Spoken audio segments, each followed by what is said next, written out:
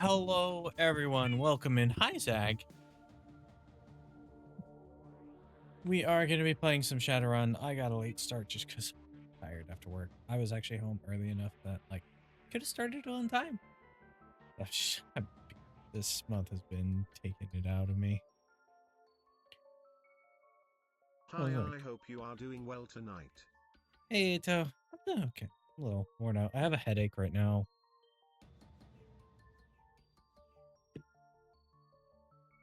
Not really looking forward to Monday. I can't mind, even though it's here yet, because it's definitely but we're gonna be playing some Shadowrun. Shadowrun Dragonfall. This captures just fine. Cool. Continue.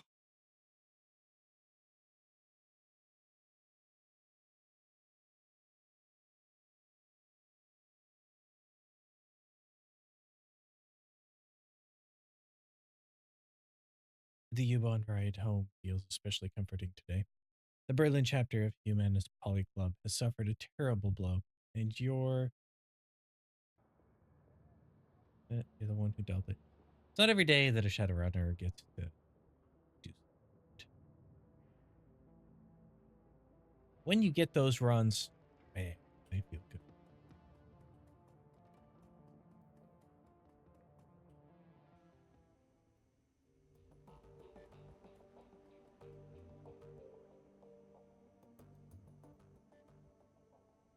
Blitz stubs out his cigarette at your approach. Necrometer, I was hoping I'd see you. Do you have another run lined up for us yet?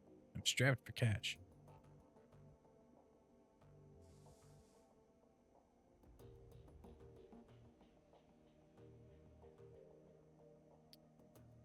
Why the hell are you strapped for cash? With the amount of work we've been doing, you should be rolling, Indian. What can I say, Chief? He tries on a thoroughly unconvincing smile, but immediately seems to think better of it. The anxious look returns to his face. Have expensive tastes.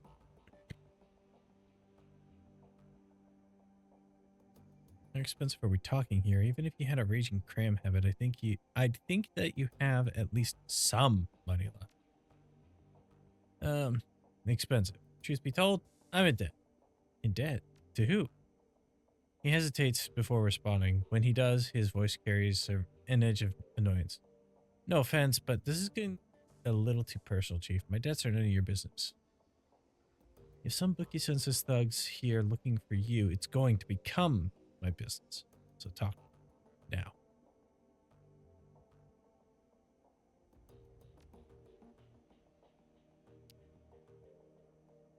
Blitz shakes his head in exasperation. All right, fine. First off, you don't need to worry about anyone coming after me. My debts are to a bunch of old contacts. If I don't pay them, I'm going to lose them. And in this line of work, it isn't smart to burn bridges. Second, before you ask, those debts are for services rendered. I was in a tight spot, needed some help, and I threw around a lot of IOUs to get it. Third, and finally, the trouble I was in involved a girl. I'll tell you about it if you ask me to, but we're verging deep into personal feelings territory. So if you don't want to hear me sob over my ex-girlfriend, you'll drop the subject now. So it's up to you, Chief. You really want to go down this road, or shall we keep this relationship professional? You're clearly preoccupied with this. In our line of work, preoccupied can get you killed. So spit it out, and we'll deal. Let's meet your gaze for a moment, then looks away in sighs. All right, where to begin? I met Emily in Jockip. She was the first person who was ever more important to me than my son. I was crazy about her, Chief. To this day, she's the only person I ever met who could outdeck me, and the real kicker is that she wasn't even a decker by trade. There was nothing she wasn't good at. I like to dabble in rigging, but Emily, that girl could pick up anything that she set her mind to. Sounds like a hell of a girl. She was. She just made things right. No matter how stupid I was, no matter what I got myself into, she made it right. I didn't think much of many people, Chief. Emotional attachments aren't really my thing. love seems like a diluted word these days, so I won't waste it on Emily. Let's just say that she was important. Then I lost her. I didn't know what was happening. It came out of nowhere. One day, she was just gone, along with most of my decking gear. The only explanation was a handwritten note on old-fashioned paper. Leave me alone. That was it. We've been together for years, and that was all she left me. That and this beat-up old cyberdeck. Naturally, I was freaked. We had our share of arguments, but we'd never had a huge blowout or anything. I couldn't think of anything that'd drive her to do a thing like that. Mostly, I felt hurt, so I searched for her in the real world and in the Matrix, and that turned up nothing. When that turned up nothing, I started tapping my contacts. That's when I started racking up debt. And so, did you find her? No. She's gone, Necrometer. Without a trace. I looked high, I looked low, I poked into everything I could think of. And my contacts did the same. He shakes his head. She's gone, Chief. And at this point, I've accepted that. But I still have to repay those debts.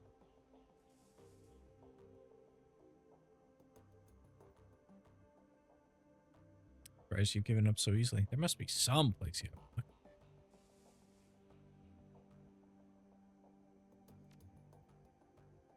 He blinks. I don't know, Necrometer. I really did look everywhere. And at great personal cost. Means how much do you owe it to yourself to try? Yeah, you might be right. He shakes his head. Fuck. I thought I was done with this. But you're right. Without some kind of closure, I'm never going to be at peace with this. Thanks for the talk, Chief. I'll let you know how it goes. You do that. Good luck.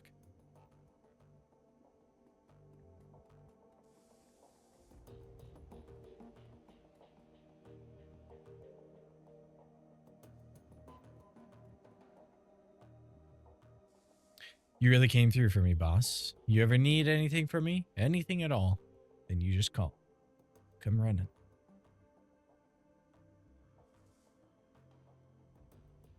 How's Alexander? He's a good kid, that nephew of mine. Give him some time and he'll shake Stahl's programming. It might take a while, but he'll adjust to life here in the Cruise Bazaar. In the meantime, I found a good home for him. Samuel's agreed to take him in. Is that wise? Samuel's employees have no love for humanists. Most of them don't even like humans. Best thing for the kid will be to learn through immersion. If he stays with Samuel's group, he'll have no choice but to interact with metahumans.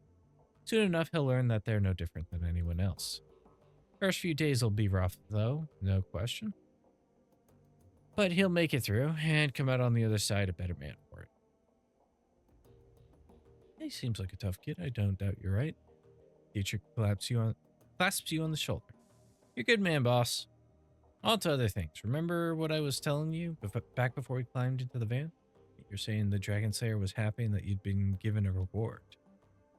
That's right. Thanks to our, let's not mince words, heroic actions back in that swine pit, the Dragon Slayer has seen fit to grant me his favor. His grin widens. And now I know what that means and what I can do with it. Don't keep me in suspense. He gestures at the ground near his feet. This. As you watch the spot that Dietrich is pointing at, it begins to glow. Lines of force spread out in a scintillating web. And a feeling of raw power suffuses your body.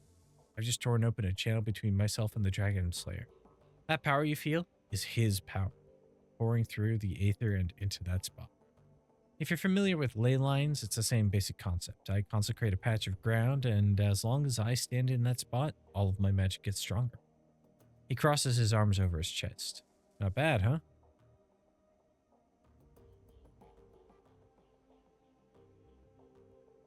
Dietrich? No, I mean, it isn't. It is definitely amazing. I was hoping something with a little more bite to it, a fireball, a laser, something like that. What about another major shaman? Could someone else benefit from one of these channels too? He shrugs. Don't see why not. Like I said, it's basically a ley line. As long as you're on the Dragon Slayer's good side, I don't see why you couldn't use it. My idol, he isn't stingy with his gifts. Anyway, boss, I want to keep fiddling with this, learning to properly control it, and I'm sure that you've got things to do as well. You take care of whatever else needs doing, and by our next run, I'll be ready to use. Sounds good. Take care, teacher. You too, Bones.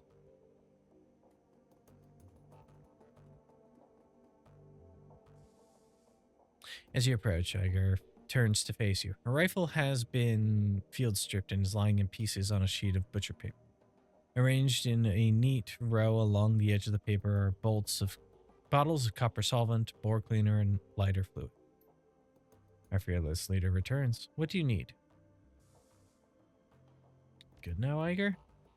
Depends on what you mean when you say good. I won't question your competence again, not in front of the others at least. But I'm not going to lie. I still have concerns about you, Necrometer. What kind of concerns? Basic ones. I don't want to see history repeat itself.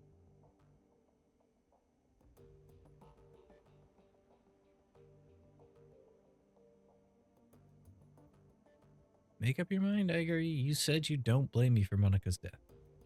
I don't. That's not the history we're talking about. And before you ask, no, I don't feel like going into it.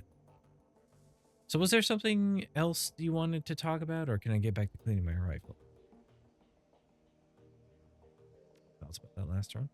After all the moral ambiguity that we've been wading through, hitting Humanus was incredibly satisfying. What they had planned, it just makes my blood boil thinking about it. Thought of Stahl lying dead on the ground brings a smile to my face. I hope that he enjoys rotting in hell. Hear about your time in the KSK? No, I'm not in the habit of sharing war stories, Necrometer. Not with people who've never served.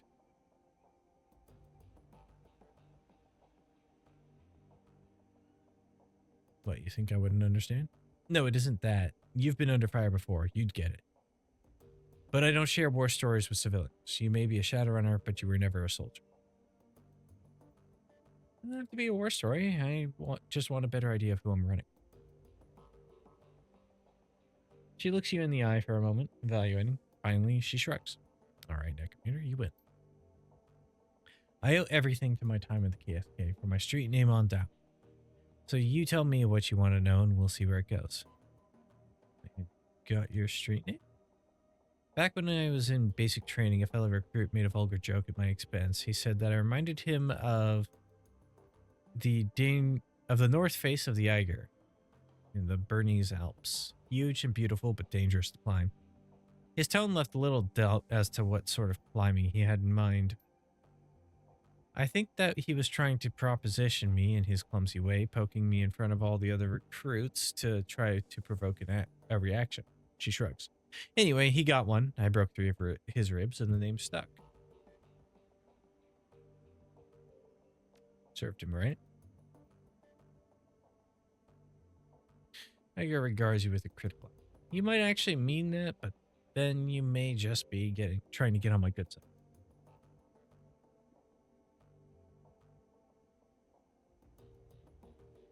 Anyone who uses a line that bad... Ow, Zag! Anyone who uses a line that bad deserves to get smacked around a little. She nods. For once, we're in complete agreement. But there is more to it than that. As soon as that idiot made his little joke, it was a foregone conclusion that I was getting saddled with the name Iger. My only choice was in the matter was whether it happened under his terms or under mine. If I hadn't broken that twit's ribs, the name Iger would have meant a difficult sexual conquest to a whole barracks full of recruits. That's what I would have been to them from that point on. My own accomplishments be damned. Thanks to what I did, my new name meant the troll who doesn't take shit from anyone instead. It's a name that I'm proud to go by, and I've hung on to it ever since. Iger pauses for a moment, then looks you in the eye. A word of advice to you. If anyone ever puts you in a position that he put me in, if he demands to put you in front of if he demeans you in front of your unit, whatever his intent, the appropriate response is to put that person down. Hard. Out in the field, nothing will kill you faster than losing respect for your team. I mean, by that logic, I should have broken your ribs after Monica died.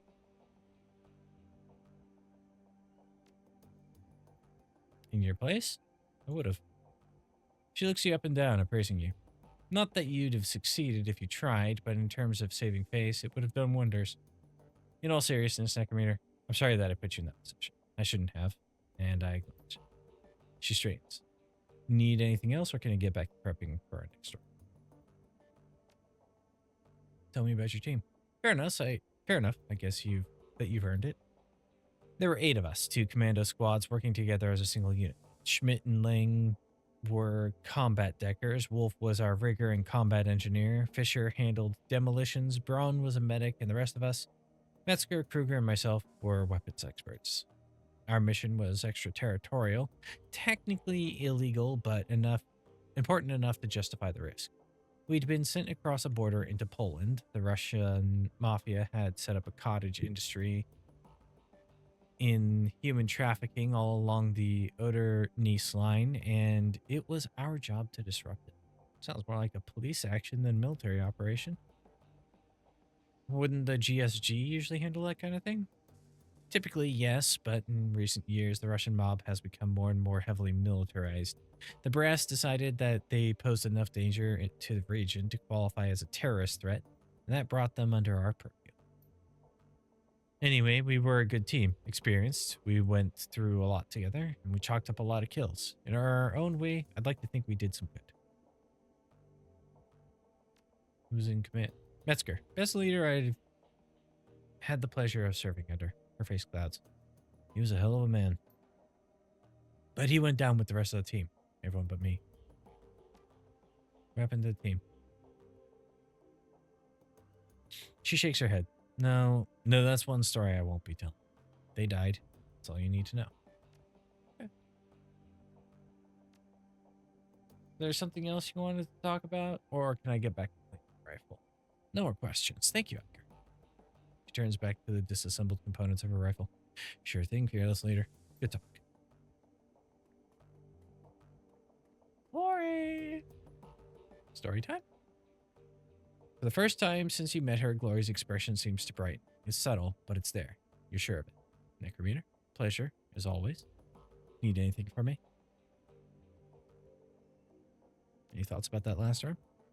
I have no strong feelings about the run one way or the other. Humanus is, of course, a horrible organization, but then so is every other target we've run against. To say that they deserved it would be redundant. She pauses for a moment to consider. That said, I'll admit that I do enjoy a certain sense of satisfaction thinking about Stahl's head breaking apart. So there's that.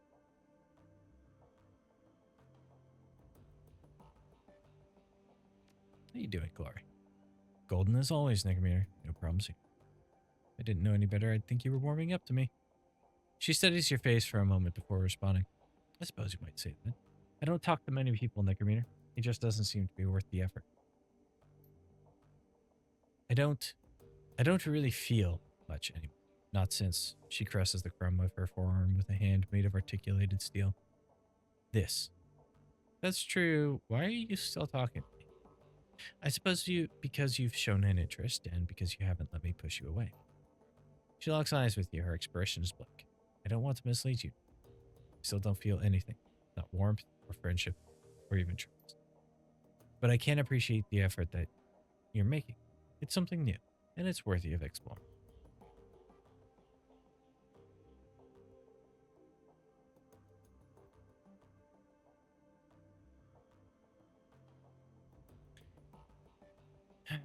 Tell me about that chrome you're sporting. I'm getting there, Necrometer, but you'll have to give me some time. The answers will come when they do. Said things went bad when you turned 14. Want to tell me about that? No, I'd rather not. Why not? Because I don't see a reason to. The memories are unpleasant and dredging them up doesn't serve any real purpose. You're wrong about that. The last time we talked, it had an impact on you. That's reason enough to continue. She pauses for a moment and considers your words. A troubled look on her face. I suppose that's true. Feeling discomfort is better than feeling nothing at all. All right. Here's the deal, Necrometer. I'm going to talk.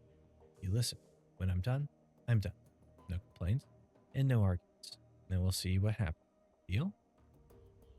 Deal? Right. The 1,000-meter stare creeps back into Gloria's eyes. A moment later, she's locked away in her own head again. reliving memories that she'd long since filed away.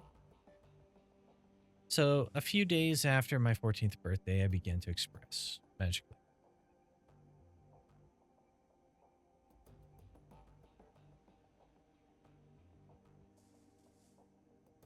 You're magically active? I was. Glory gestures at her cyberware riddled body. Not anymore. There's another long pause and Glory becomes more animated. Anyway, I turned 14. I awaken. Let go. No. Let go.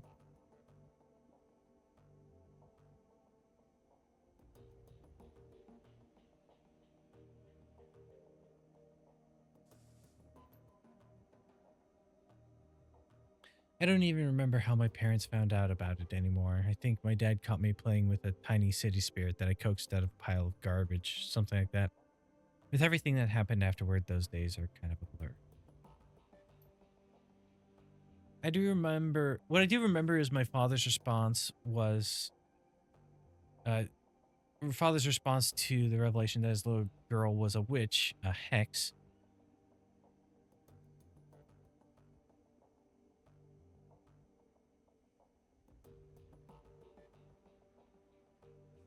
He beat the living shit out of me with his fists, and then his belt, and then a claw hammer that he grabbed out of his toolbox. All while my mother was screaming and flailing at him. She took a couple of licks with the hammer, too.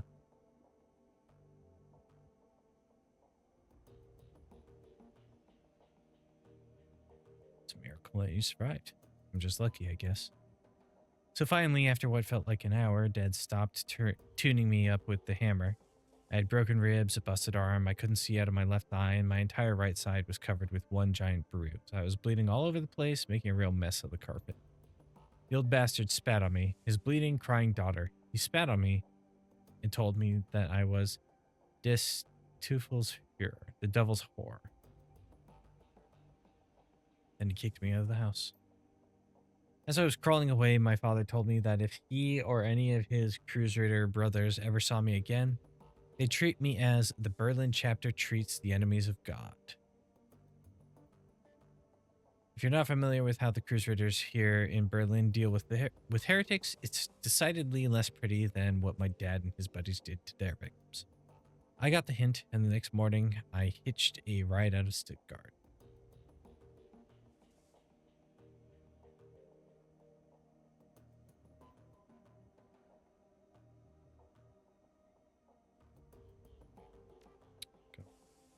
I wound up in Tübingen. I figured it'd be safe enough to be a safe enough place to find medical attention and maybe to call home. And it's not far from Stuttgart, but it has a huge student community that I figured I could blend into.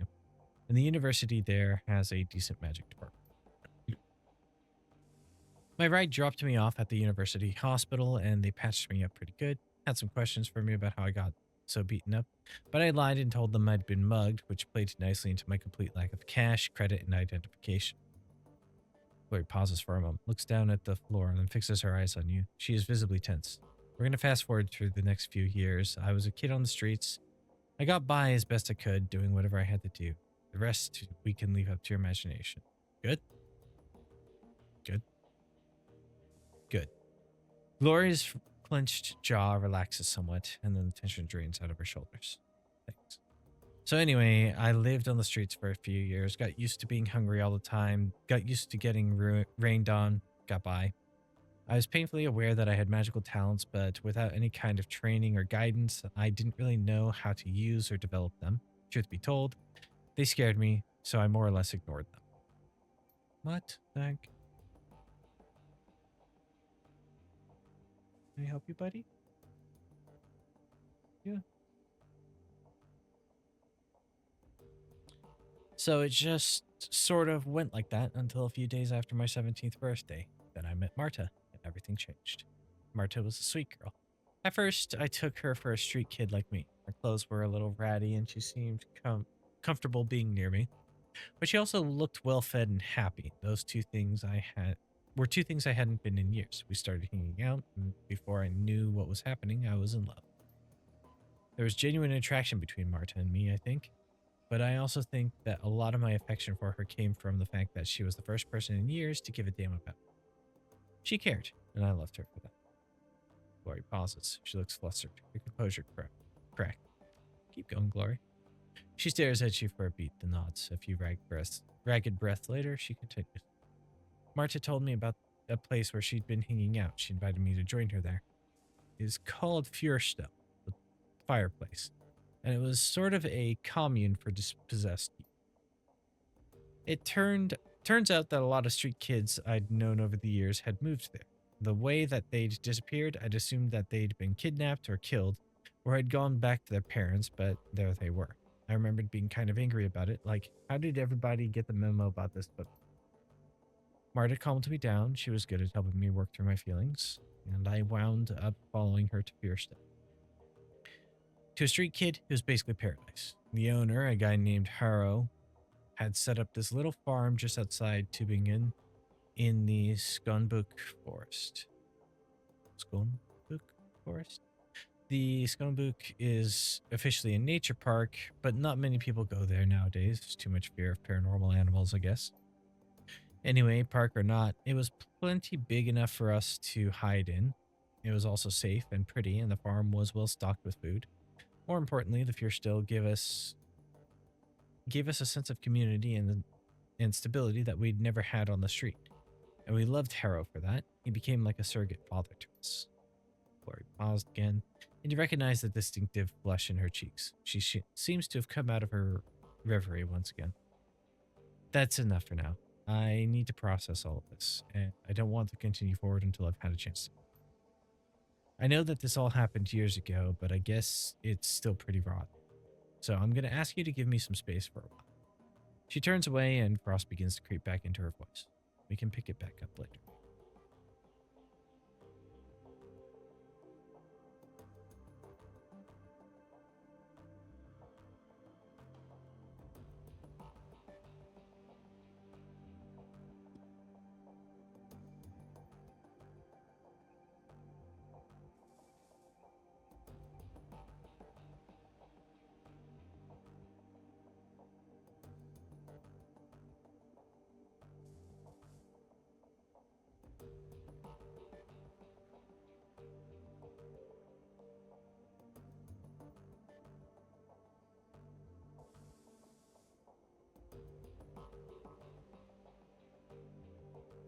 Can I go for the mouse, please?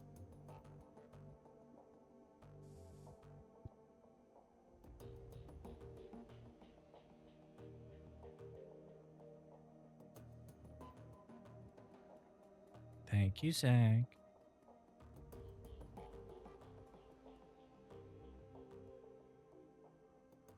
Necrometer, welcome back. I have news for you. In your absence, I've been looking into the Harfeld Manor. Whatever Fürstring is up to, it is both large-scale and well-funded. I've uncovered a money trail leading from holding companies all over the world to an offshore fund with a dummy address. From there, all that freshly laundered money flows directly into the Harfeld estate. A second, why would the dragon have investors? That doesn't make sense. It's doubtful that the Firewings pawns even know where their money is going. This is typical of draconic plots. Uncover a stream of money flowing behind the scenes, and there's a fair chance you'll find a dragon at the receiving end of it. To a dragon, conspiracy is second nature. But she was different. She didn't scheme or plot. She acted. Yes, and look where it got her. When the Firewing launched her attack on humanity, it was an act of hubris.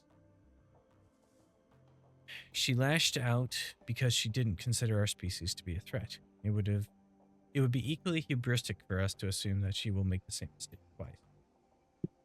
I will continue digging into this while you and your team tackle your next run. With luck, I will have more information to share upon your return. Sounds good, Paul.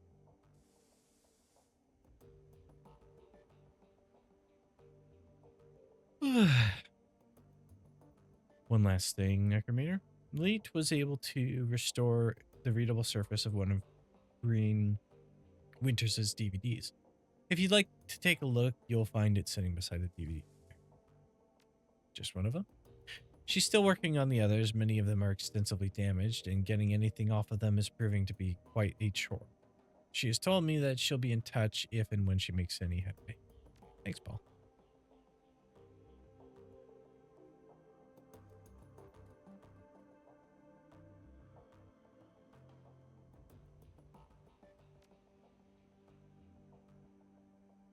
Soft whir of the spinning DVD is punctuated by an occasional rattling sound. The scratched LCD screen comes to life and the menu fills the screen. The screen goes black for a moment, then Green Winters appears on the screen. Timestamp on the video reads 2054-11-11. Alright, as I said in my last recording, I've been having trouble finding hard facts on Feuerschwing, so I thought I'd open things up a bit. Let's see what the rumor has to say. The screen jumps and Winters reappears in a different location. He's now clutching a mug of soy calf in both hands, and there are bags under his eyes. Well, that was enlightening. Assuming that any of it was true, that is. So for the past 5 hours, I've been poking around some of the crazier fringe theories related to dragons and the SOX. As a reminder, the SOX is an irradiated wasteland between France and Germany. It got zoned off back in 2008 after the Cattenom GAU reactor went up. Anyway, there are all kinds of rumors floating around about the place. I've heard stories about a walled city in there that operates on a survival of the fittest, kill or be killed basis. Sort of like a nightmare version of Berlin. All of the anarchy, but none of the stability that the F-state provides. The radiation poisoning, cancer, and mana pollution are just icing on the cake.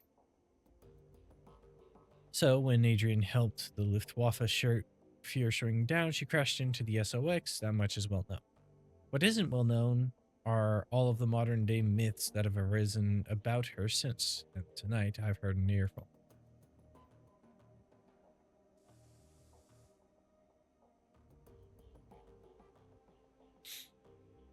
I chatted up a girl who claimed to be a ghost rat, that's a smuggler that operates in the SOX.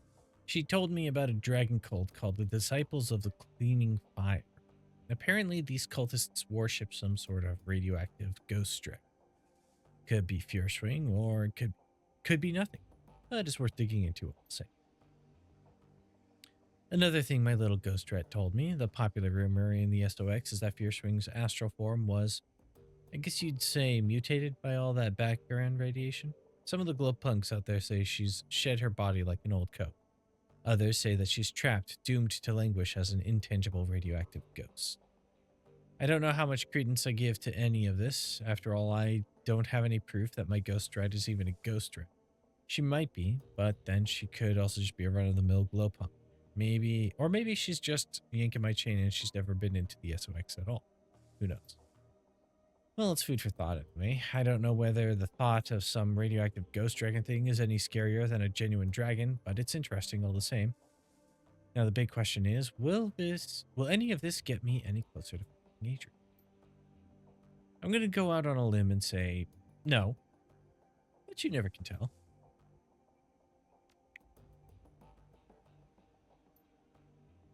$11.12. All right, let's continue thinking outside the box. After Dragonfall, the great dragon Kaltenstein came flying into the SOX to rescue the Firewing, but he was driven off. Some say killed by Lofweir and Nibbler.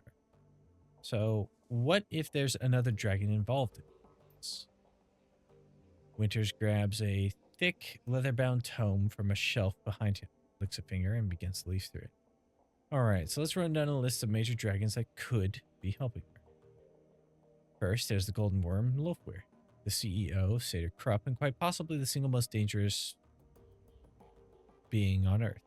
Lofweir is a local boy, so he'd be in a position to help Feuerschwing. He certainly has the financial capability to help her, and he could send a small army into the SOX if he wanted to.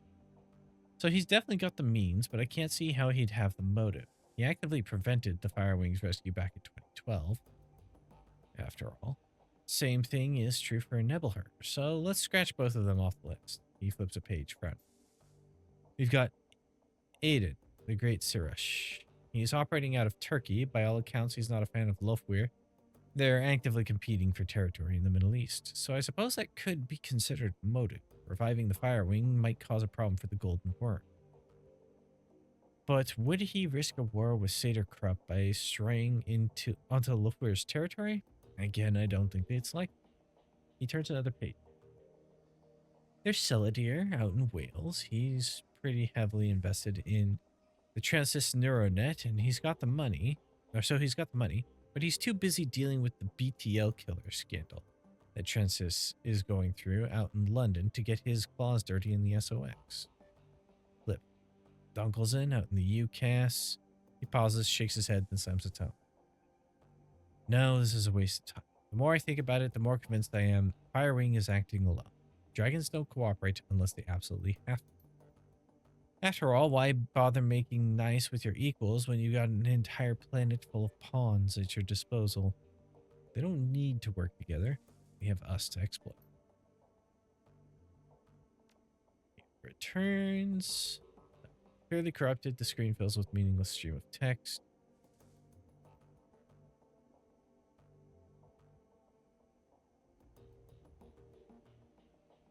Old.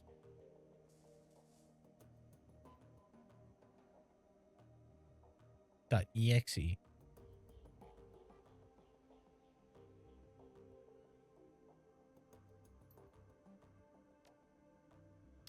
File is partially garbled. You can recognize a few words here and there, but they're interspersed amidst a solid block of corrupted text. Valclair and still my big bro. Innis. Still searching for firing. Swear to saying I will find you.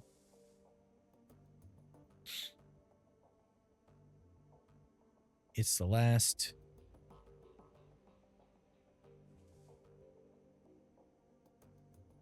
Swear to.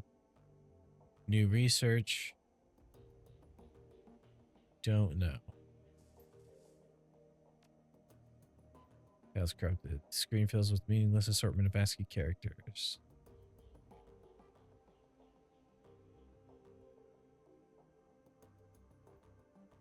Yep.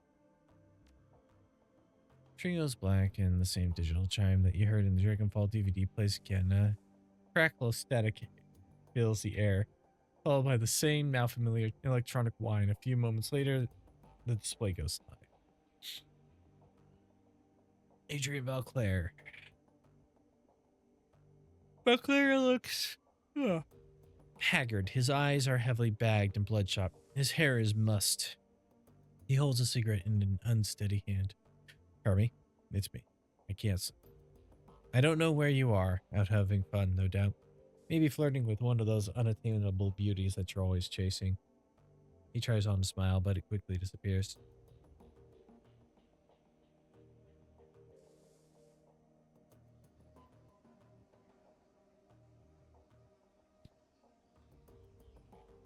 Stop. No. Let go.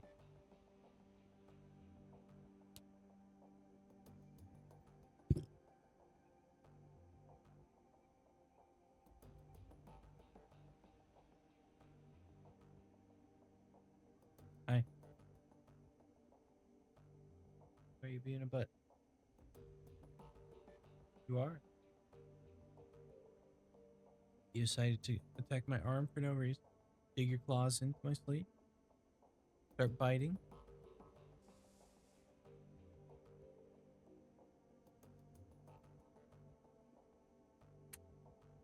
Okay. Go on bed. Good boy. Maybe flirting with one of those unattainable beauties that you're always chasing. Tries on smile, but it quickly disappears. He takes a drag on a cigarette. That's good. I want you to live a pleasant, normal life. After all, one of us should. I can still smell the smoke, Hermie. It's almost a year later, and I can still taste the stench of burning corpses. When I sleep, I can hear the sirens and the screams. There's no sound in this world as horrible as a burn victim's screams. The doctors would call this PTSD, I'm sure. They'd have me in therapy, maybe dose me up on SSRIs like they do to our veteran soldiers. He chuckles and takes another drink. Quite a story for the tabloids. The great dragon slayer Adrian Valclair, mentally incapable of wrestling with his own demons. He shakes his head. No, no therapy for me, and certainly no medication. I have a reputation to live up to, however poorly deserved it is, and however little I want it. He pauses, stubs out his cigarette. The dragon is still alive, Hermie. Of that I am certain. One day I will find her, and then perhaps I'll be able to sleep through the night. Display glows black in the background, wine fades away. A moment later, you find yourself deposited back to the main menu screen.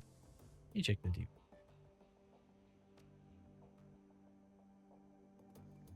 Power down, step away.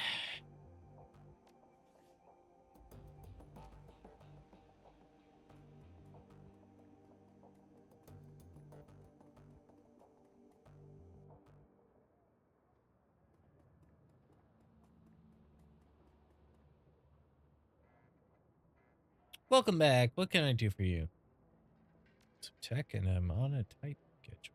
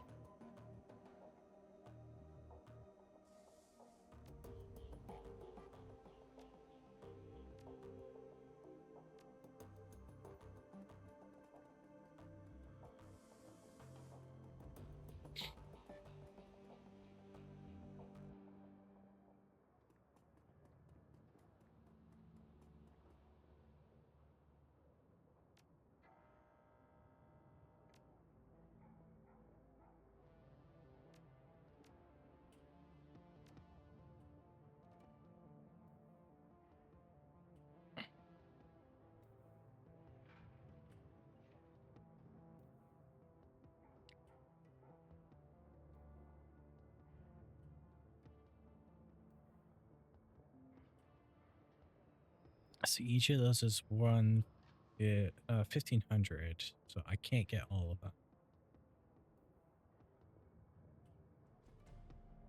So let's just go with attacker and shield for now.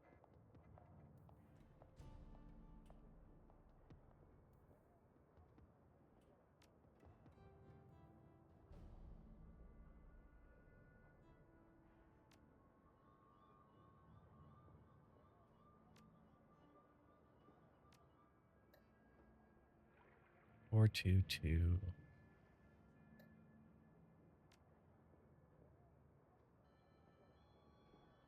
So it's the Virtua X that's gonna be the go-to worthwhile thing.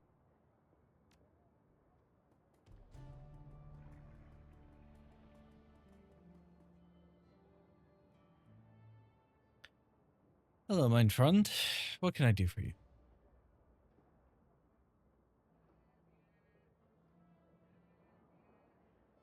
Uncovered what Humanus is up to, you'll find the details on this datapad. Beckenbauer eyes the plans on the datapad, then nods grimly. This fits with Humanus's established pattern of behavior, horrific and vile. According to this datapad, Humanus compounds all over Berlin have received similar shipments. They're planning to deploy the gas tomorrow morning. He exhales sharply, then nods again. I have a feeling the flux state will have a thing or two to say about that. Stahl's overstepped his bounds. His hubris will be his undoing. Actually, I was his undoing. Volker Stahl is no longer a monk. That is excellent news. I am not ashamed to say that I wished that man dead. He deserved whatever you did to him. And now I'm going to see to it that the rest of his twisted organization suffers in the same way that he did. You mark my words, within the next few hours, the Humanist Poly Club is going to take a hammering that will make the Night of Rage look like a peace rally. I owe you a great deal, Necrometer. We all do. I will wire your payment to the account number that AMS will provide.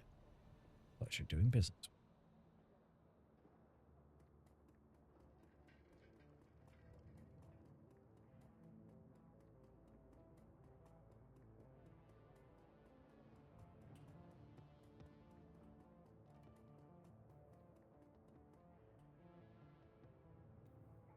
Deliver the Humanist donors. The machine accepts the data upload, and only a few moments later, a certified cred stick is spat out of the coin slot. The phone's old LCD readout displays the information: freedom, quality, information, shock wall emitter. Way.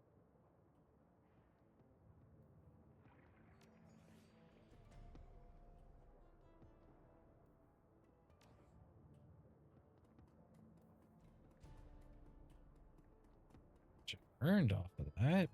Nice.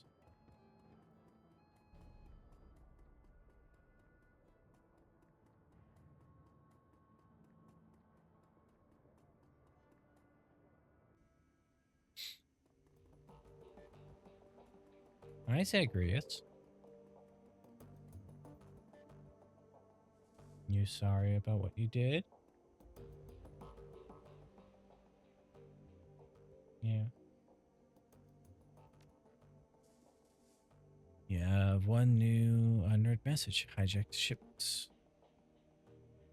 Medbach, Ganari, to Necrometer. If you value new hardware coming into the cruise bazaar, we need to talk. One of my weapons shipments, was hijacked by a local gang.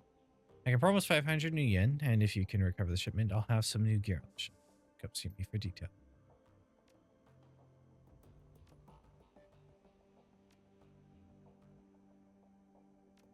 Jobs director.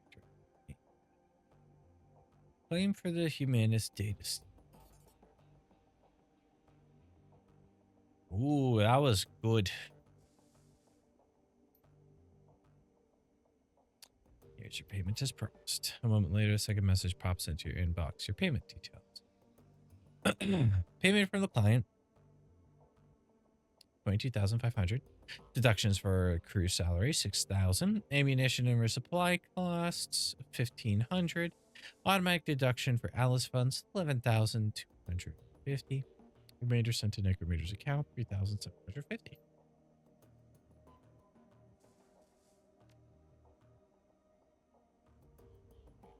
Read pending. Mark 6 prototype extraction. Amsel's face winks onto the screen. Necrometer. Here you will find a complete transcript of my conversation with Herr Schmidt, a potential client. As you will see, the details of the job are a bit more vague than I would like, but the payout is quite substantial. After reading the transcript, you may choose whether or not to accept the job. If you respond in the affirmative, our client will be notified, and I will make all the necessary preparations for the run. One other thing, Herr Schmidt provided me with a little device to assist you on the run. He calls it a little black box. Apparently, it can be used to compromise the power and security systems of the run site. If you opt to take the job, be sure to take it with you. Amsel's image flickers, then winks away. A moment later, a blue glowing text field begins to scroll up from the bottom of the screen. Greetings, Herr Amsel. I trust that this connection is secure. Naturally. To whom do I have the pleasure of speaking? Call me Herr Schmidt. Very well, Herr Schmidt. It's basically the equivalent of like John Doe, John Smith, is a throwaway name. Indeed, I have a job for your team. A simple matter. Judging by what I have heard of your team, I imagine that they will be well suited to the task. Go on. The interests I represent have learned that AG Chemi Europa is working on a company-wide project, something very secret, very new. Reliable sources inform me that they're keeping a working prototype of this new venture at their Berlin facility. See, and your employers wish us to acquire this prototype for them? Naturally. What is this project? If you want my team to grab the prototype for you, they'll need to know what they're looking for. I'm not at liberty to say. I can tell you that the prototype has been branded Mark 6. I can also tell you that your team will find it on the 25th floor of the Berlin facility in the office of one Albrecht Haushofer. Further, I can assist your team in disabling the building security and gaining access to the 24th floor. From there, however, they will be on their own. Such vagueness can be dangerous, Herr Schmidt. I will not commit my team to a run without a better understanding of what the job entails. Facing such dangers is the purpose of a Shadowrunner, Herr Absol. Your team will be rewarded handsomely for the services. My employer has set aside 20,000 yen for the job. Consider it hazard pay if you wish. Make it 25,000 or look somewhere else. 22,500. Final offer. Very well, I will pass your offer on to my team. Are there any further details that you can provide? Our chauffeur's office will be locked behind a vault door. The lock is old-fashioned, of the mechanical variety. I will provide your team with a copy of the key. I will also supply you with a little black box, a solid-state device that your team can use to override a variety of building systems. Your team will enter through the facility's underground garage. When your team has acquired the Mark 6, have them exit through the same garage. We'll have a van there waiting to extract. Thank you, Herr Schmidt. I'll pass your offer on to my team. Good day, Herr Russell. Yes, we'll accept this job. Right, accepted. Client notification sent. You take the little black box from the desk and pocket it before returning your attention to the screen.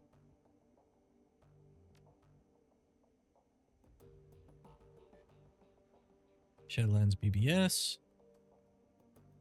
Relevant keywords. Topics matching local keywords. Isaac. Transys Highlander. Best new deck. Just got one of these from a Transys Neuronet rep. Wants me to sell them in my store, so I took the puppy for a test drive. Signal quality is insane. It makes for a huge difference in comfort/decking fatigue. I can stay jacked in for hours and feel fine. Last session I had to set a timer just so I wouldn't forget to eat. Specs on that thing look impressive, but I'm an Allegiance man. Does the comfort really make that much of a difference? My decks are generally beaters anyway. Allegiance? What are you doing with that thing? Playing video games? Any serious decking is going to require way more horsepower than that thing can push, even overclock. Only a crappy decker blames their gear. I do just fine, thanks. How much is Transys paying you to post this shice on here? Holy chummers, I could use your help. Every time I jack into the Matrix these days, I'm flooded with junk mail. There's so much of it I can't even see. Can anyone help me? Great, another newbie who thinks he's on a tech support board. Hey, stuff it. I wouldn't ask, but I'm desperate. I can't deck like this. Alright, Thunder, calm down. Sounds like an ad bot is keyed into your deck. Been poking around anywhere sketchy lately? I don't need details. A simple yes or no will do. No, Bandit, I haven't been anywhere like that. I swear. Please help me. What you want to bet he gave his personal info to some scam site? I give you 10 to 1 odds. No, I don't think so. All I've done was make an online dating profile. Let me guess, meet and mate? How did you guess? That's not a real dating site, Thunder. It's a place where desperate people go to get infected with malware. Well, what do I do? How do I make it stop? I don't know. Buy a new deck. Best of luck.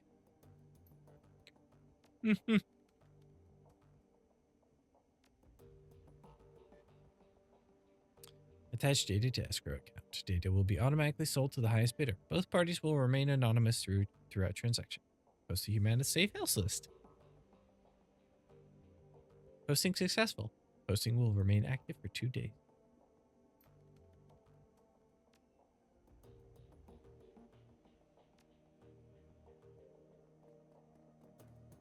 Okay, so I have quite a bit more money. Yeah, I'm up to 5K.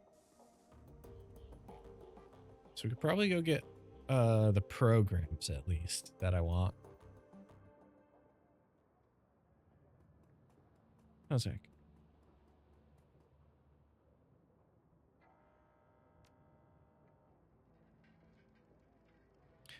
Or I could get the Fuji Virtua X.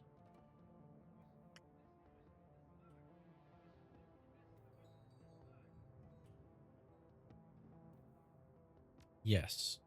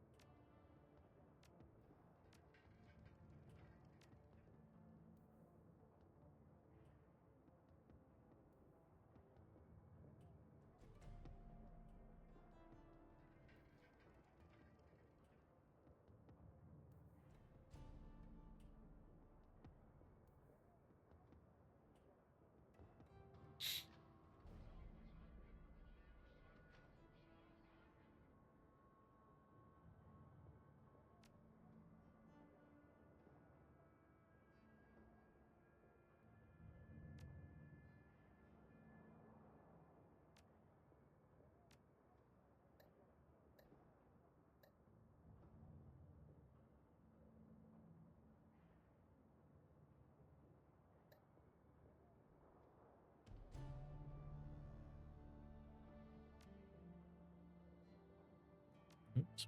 Do that.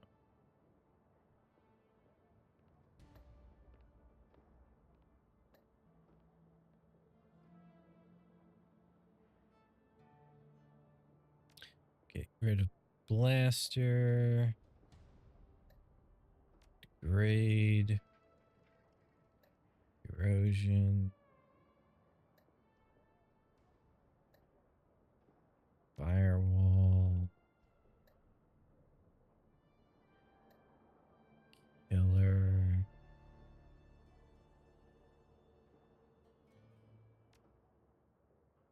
Medic.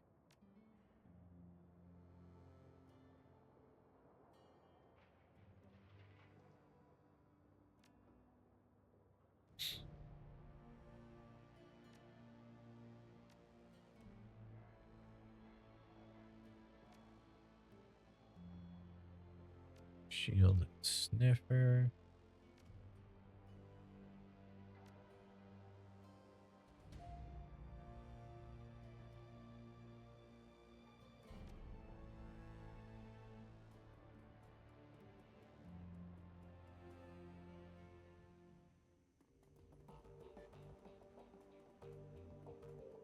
I have to remember what kind of programs I like using.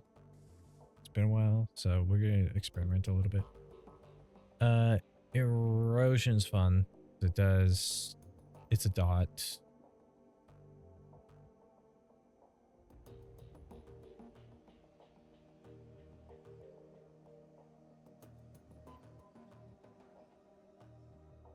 Isaac? What's the matter, buddy? Don't attack my hand again, dude. Good boy.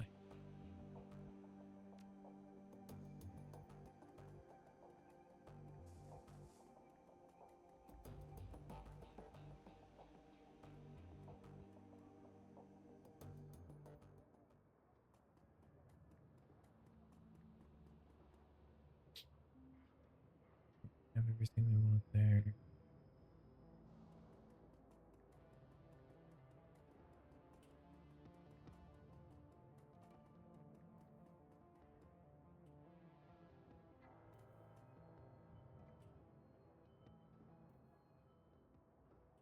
Got your message about that missing shipment. How can I help? He nods.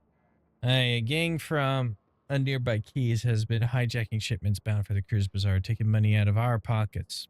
I could use your help to stop this from happening. Your dear departed Monica used to provide encryption and information to control for the cruise bazaar. Now that she's gone, we merchants have been having no end of trouble. An obvious answer is that a gang has been intercepting our communications. What kind of communications? Shipping manifests, payment orders, that kind of thing. A group with an agenda could use that information to set an ambush, and that's just what this gang has been doing. Several cargo trucks full of goods have already been hijacked on to the cruise bazaar.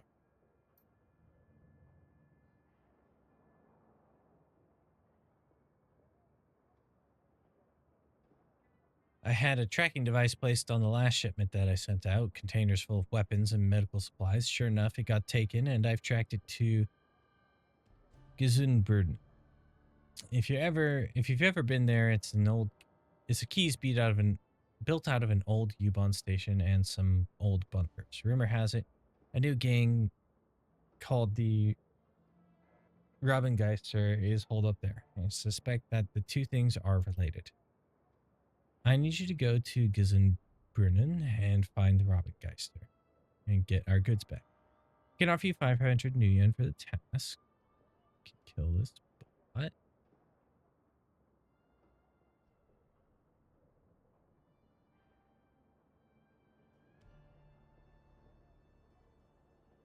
And if you can recover our missing weapons shipment, I'll be able to sell you some better hardware too. Can you tell me anything else about this gang? Not much, I'm afraid. From what I've heard, the Robengeister are tricky. They have a reputation for stirring up trouble, then disappearing without a trace. I would tread carefully in Gesundbrunnen if I were you. How do I get there? Just take the U-Bahn. The line still runs, though not many folks stop at Gesundbrunnen anymore. The market there used to be something of a tourist attraction, but I think they've fallen on hard times recently. I'll take care of it. Good. It's about time I had some new inventory come in. And one more thing, Necrometer. I'm going to need you to go in light on this one. Take a friend along if you'd like, but no more than one. If you spook them, they could trash the merchandise. Best go quiet. Best go soon, too, before the trail is cold.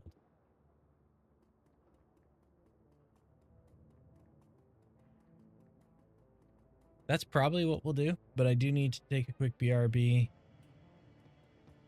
so I can get some stuff running and get up and get something to hydrate with and all that. So we're gonna be right back.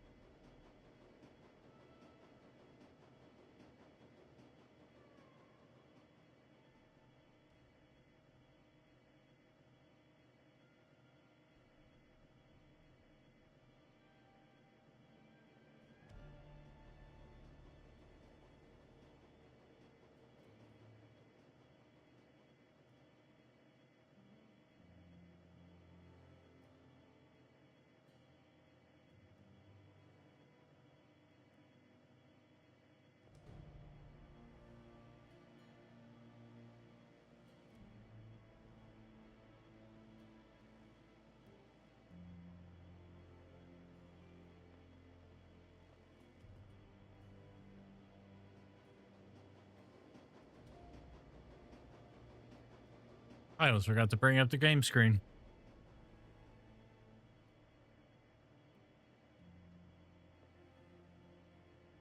Uh, let's go ahead and get Gennari's missing shipment. We'll have Glory go with us.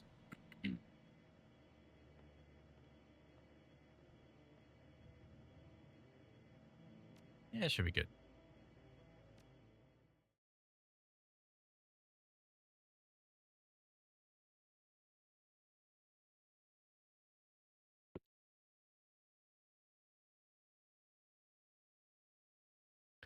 The short ride to Gesundbrunnen.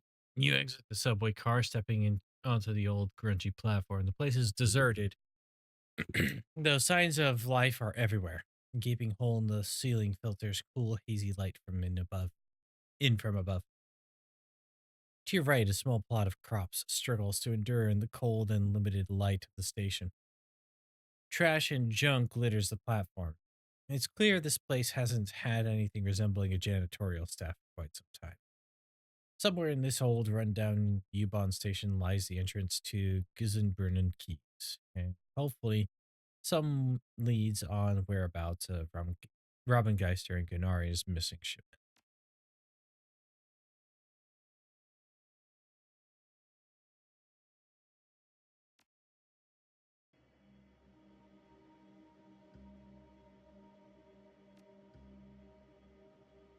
All I have is 2 karma. I can't do anything with that.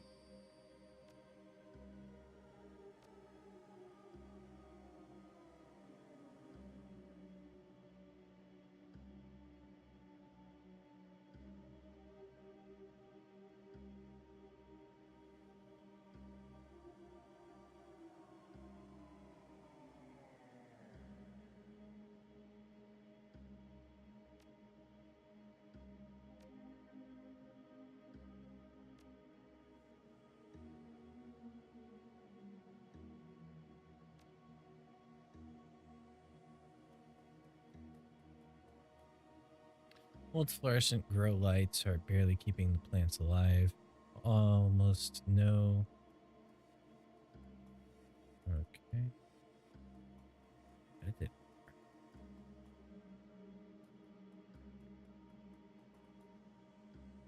Stairwell down looks to have completely collapsed.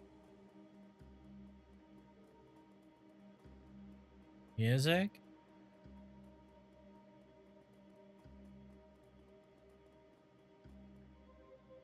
Getting real friendly for someone who doesn't want to have me around most of the time.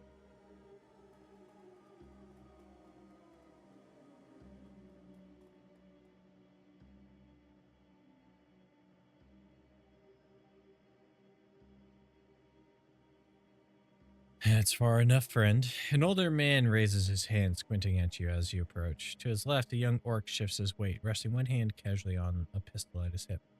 Both are dressed in what might be considered uniforms, but it is hard to tell for sure. We don't get many visitors down here these days, and you'll forgive my saying, but, well, you don't really look like the type that usually comes through here. He looks fed, for one thing. Indeed. So, what brings you to Gizenberg, stranger?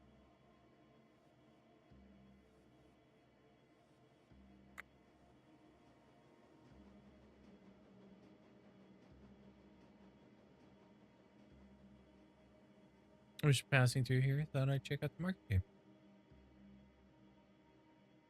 2 guards exchange glances. Of course, of course. Customers are always welcome.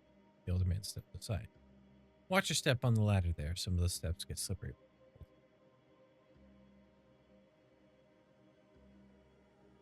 Thanks.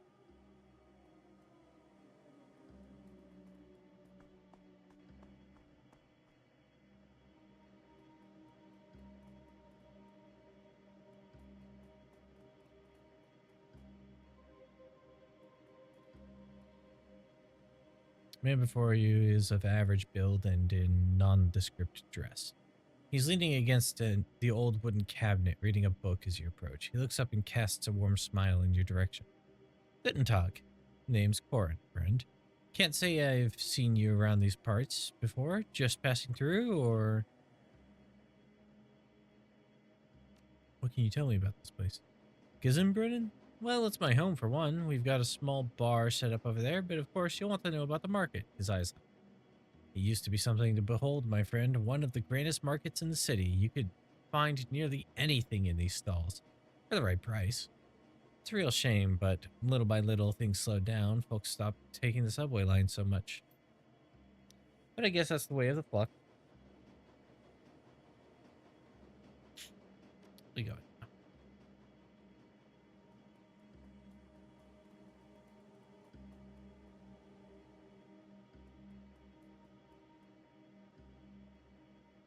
The woman starts a little at your approach, but she recovers quickly and beams brightly at you. The fox face on her headdress seems to grin as well. Her classically nasal American accent is obvious. Hey kiddo, share a drink with me? Sure, if you're buying. Awesome. Unfortunately, there isn't a lot of options here. They've got beer, a home-brewed gin, and schnapps. Pick your poison. I've been drinking gin and tonics. The tonic cuts out some of the gas flavor. I think they've been distilling in old propane tanks. Ugh.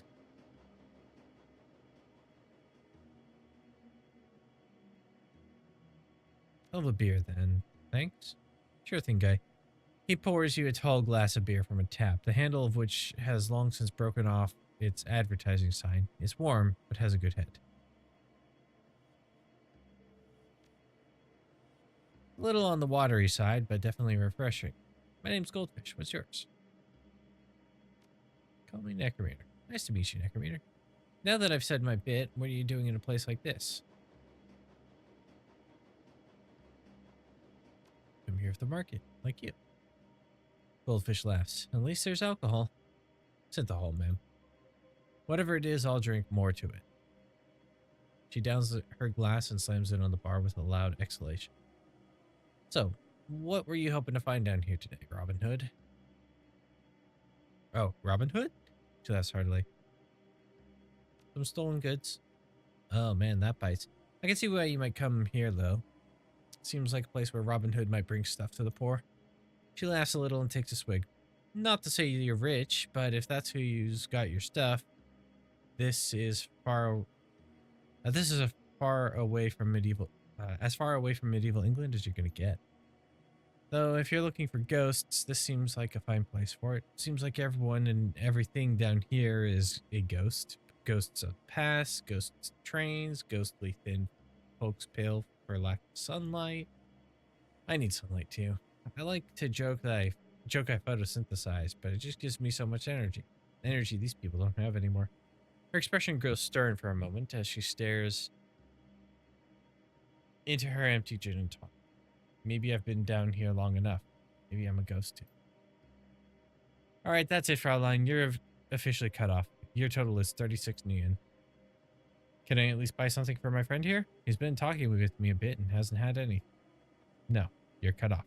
I don't want you even sipping out of it. Dude, chill. Forget I asked. She turns to you with a shrug. Sorry I couldn't get you anything else, but thanks for being a pal.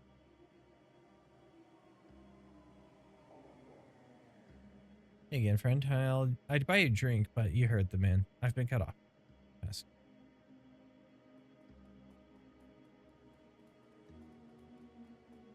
Can I help you, Zach?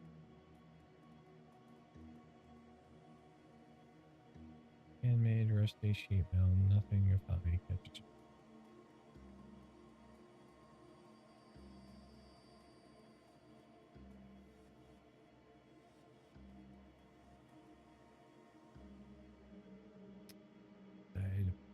Inspection.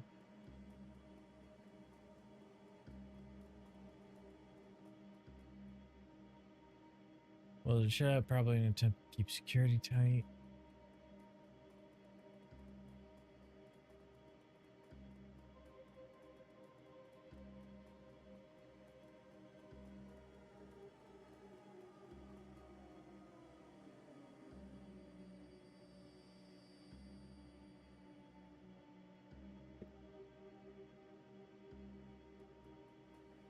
Odd merchant.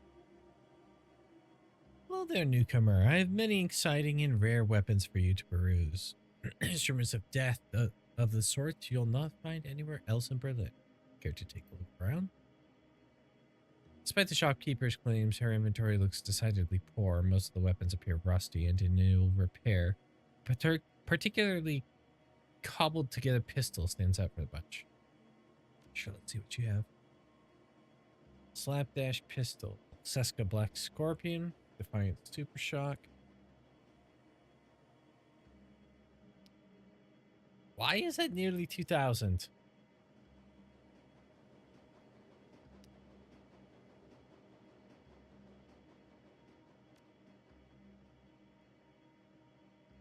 Anything you like?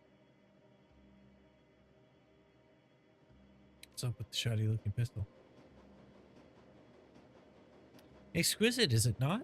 The work of a master craftsman who used to live here. Forged some of the finest slug throwers you'll find this side of the Atlantic. And at that price, steal. It looks like some of those parts are hot glued together.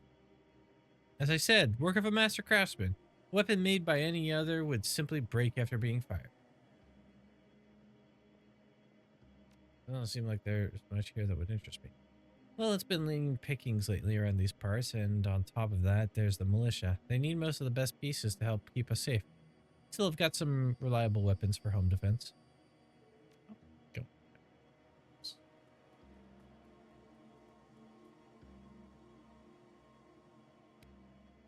Hey there, stranger. I got a sale on today. You interested in some rations? Salvage? Some home remedies?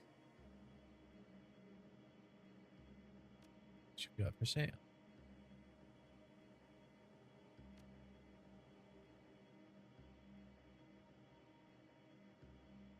You seen a shipment of weapons pass through here recently? Troll's eyes flicker back and forth. I don't know anything about weapons. I just sell scraps of salvage and home remedies. Uh-huh. Well, thanks for your time.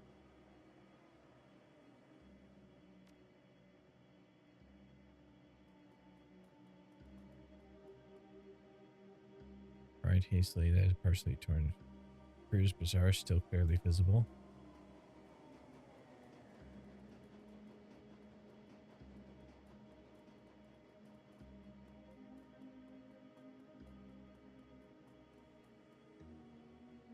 Militia captain stands alert, her eyes tracking slowly across the market before coming to rest on you. Guten Tag. You look like you keep a close eye on this case. Have you seen a shipment of weapons pass through here? No, I would have noticed that.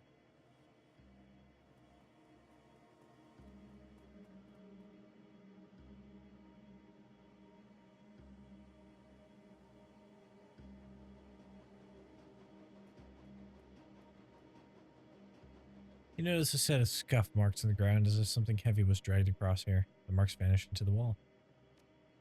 Well, closely, you find a small seam in the wall that suggests there may be a passageway hidden in the wall here, but you can spot no clear mechanism for opening it. Maybe we should ask around. This looks like the place, so I'm sure someone might spill the beans. Okay. These don't seem to be part of the shipment that was en route to the cruise bazaar. Appears to be an old U-Bahn information terminal. Judging by the system's design, the current condition, it is quite old. As you approach the machine, makes a series of sputtering sounds as the dust-covered screen flickers dimly to light. Time since last update.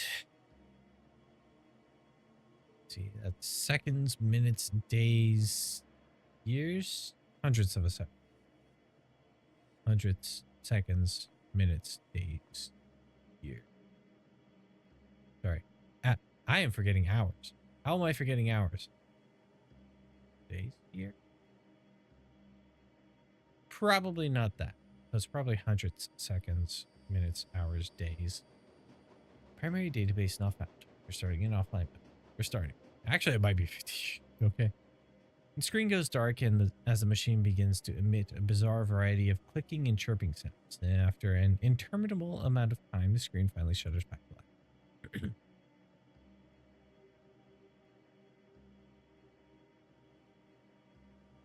Welcome to Gisenbrunnen Station. Please select an option from the menu below.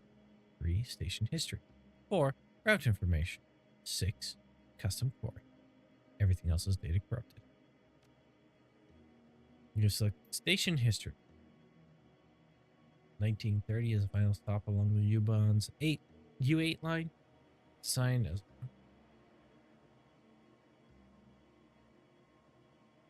construction began in 1914 under Electricitats shop, but labor shortage in the First World War put the project on hold for over a decade. The eventual completion and opening of this home line between Newcombe and Geisenbrunn in 1930 represented a major step forward in connecting Berlin's working class district to the city center.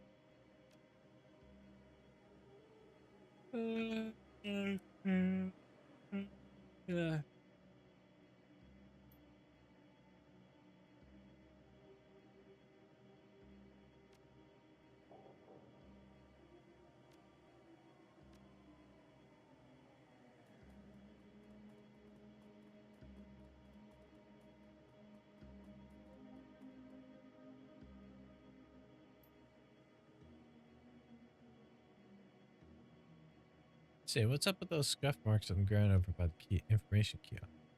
I wouldn't know. I'm not in charge of cleaning around here. She sighs. Hell, nobody is these days. The way things have been going, hopefully nobody is these days the way things have been going. Hopefully our luck will turn sooner or later. It'd be nice to take some pride in this place again.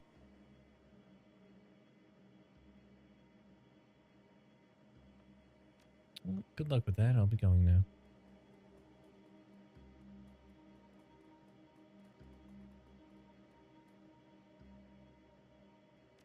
No thanks.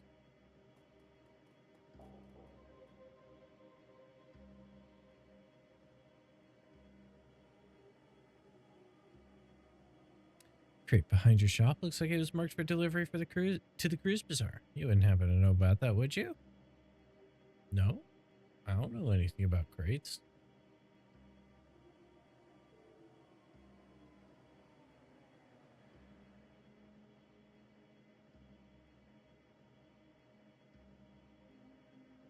It's just us here, friend. Okay, look, yeah, Robin Geister came by yesterday, asked me to move the rest of those medical supplies, but then they disappeared. I don't know where they went. I mean, hey, I gotta make a living, right? Look around here. They don't leave me this kind of score. They leave me this kind of score. I'm grateful. Already sold most of it in less than a day. Plenty of folks around here in need of real medical support. All right, I told you what I know. So we're cool, right? I don't know anything else.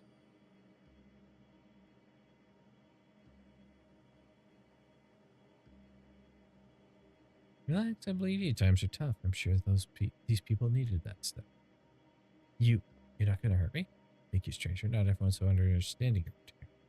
Look, if you're looking for the Robin Geister, try the old information kiosk on the other side of the market. I've seen people coming and going through there.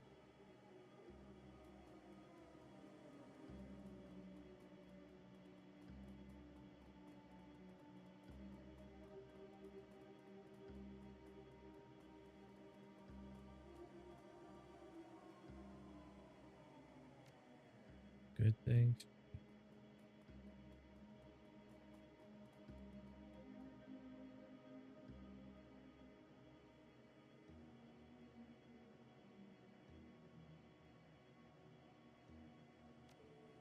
What did shipment pass through your face?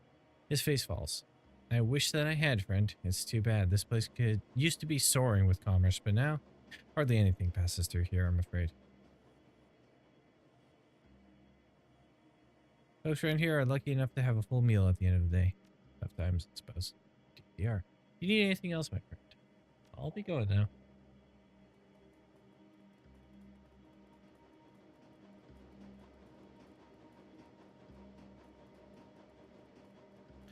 Okay, well.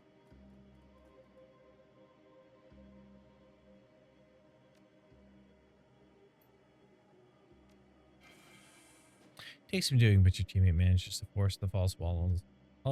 First open the false wall. The hinges give way with a scrape and a crunch. The passage behind is revealed.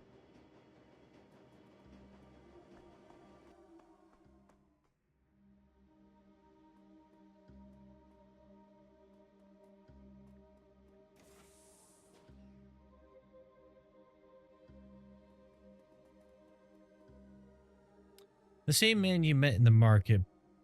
This is the same man you met in the market, but the friendliness is gone from his face. Its place is cold, unwavering gaze. You should have stuck to the market, stranger. If the Robengeister wished to be found, we'd open a fucking cafe. Now what do you want? Say your piece.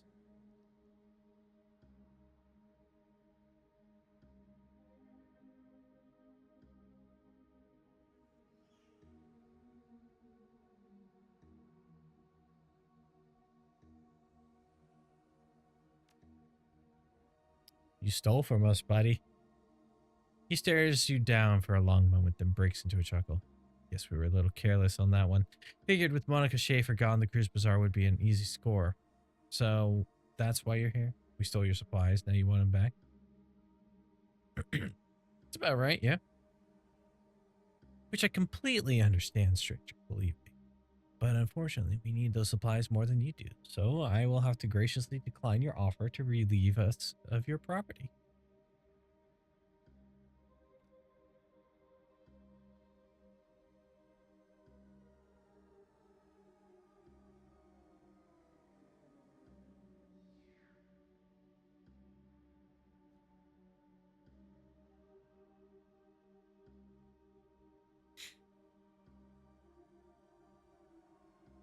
I can see that things are hard around here, Corin, but I have to look out for my own keys, and that shipment belongs to us. Not from where I'm standing. Look, there's no need for bloodshed. Tell you what. Seems that you know what it's like to look out for keys like this. It's not easy, right? We provide for these people. A haul like that shipment keeps Gizenbrunnen from going hungry just a little while. It's our home. These are our people. I suspect you feel the same about the Christmas.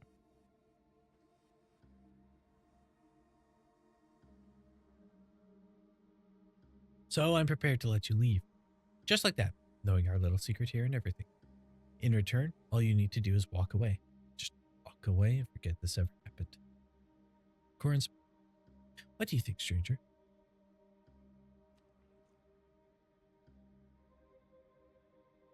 It's a shame you guys didn't search us for weapons. Corin.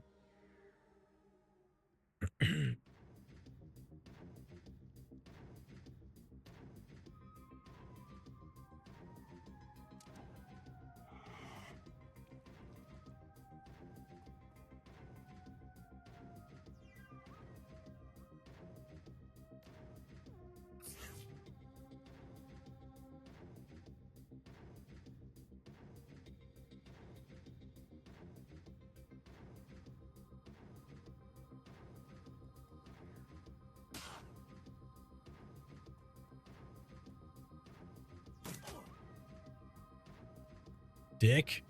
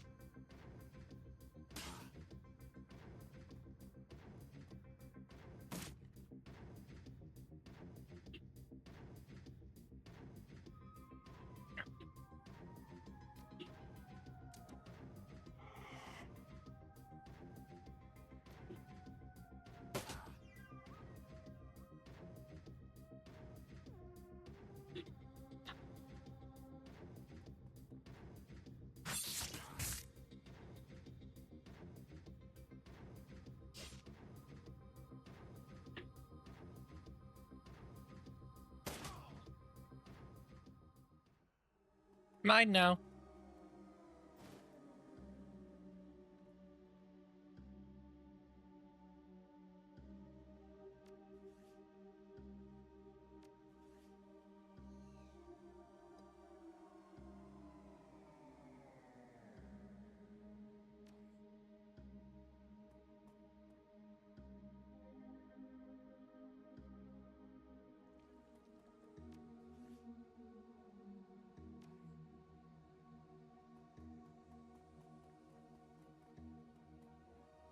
Old Simpsons recordings.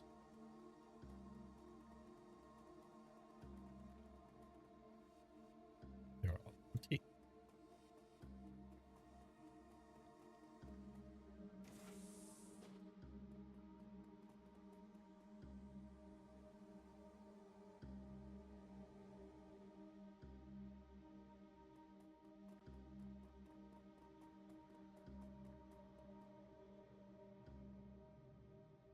Standard cyber terminal waits on the table before you. The screen is active, displaying a basic list of simple data queries.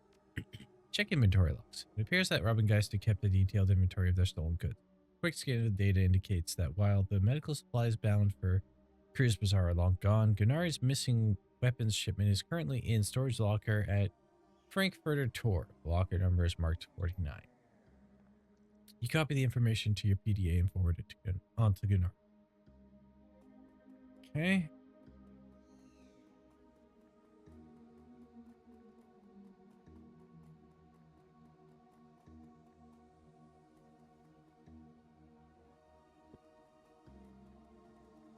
Cool, we're done here.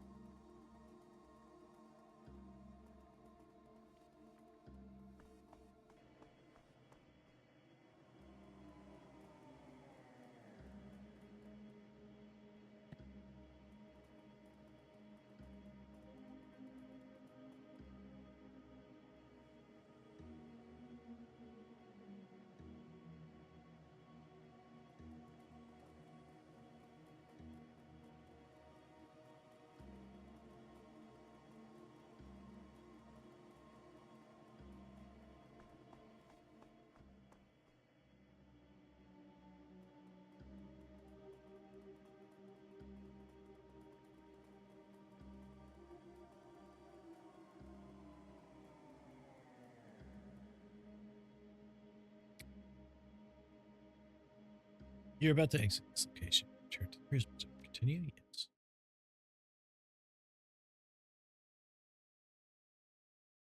You emerge from the U-Bahn station and out onto the familiar streets of the cruise bazaar. The energy here is stark. It is a stark contrast to the wary, slowly drowning mood of the Gesundbrunnen. The cruise bazaar is an island of hope, afloat still amidst the dangerous currents of a fucked state. But it wouldn't take much for it to capsize. It's time to find Gennari and tell him the news.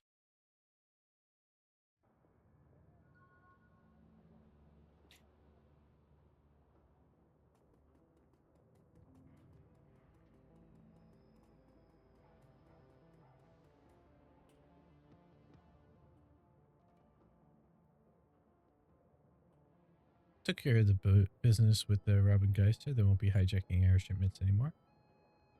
A smile plays across the normally taciturn merchant's face. Yes, my people have already retrieved the shipment exactly where you said it would be. Good work. How were you able to manage that?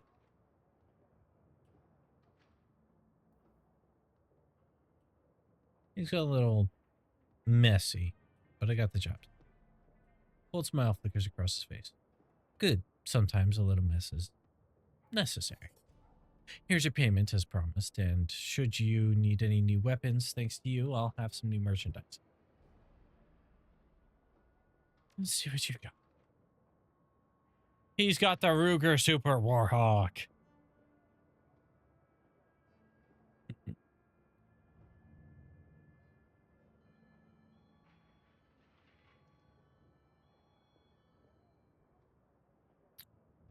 I would need to get up to range 6 to be able to use it, but I have a fondness for the Super Warhawk.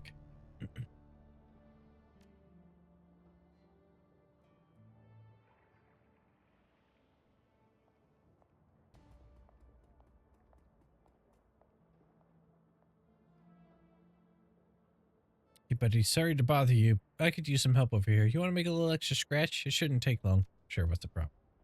Well, me and my buddy Victor got called in from the next keys over. Something was wrong with the sewers around here. The local plumbers and mechanics are all useless. Vic and I talked to them, tried to get them to give us the maintenance schedule for your sewer pumps. They just scratched their heads and at us. Said that the machinery down there just took care of itself. My best guess is that your pumps have shut down. Happens from time to time without proper maintenance. When the pumps shut down, the waste started piling up and causing some pretty major overflow problems downstream. So what do you want me to do about it?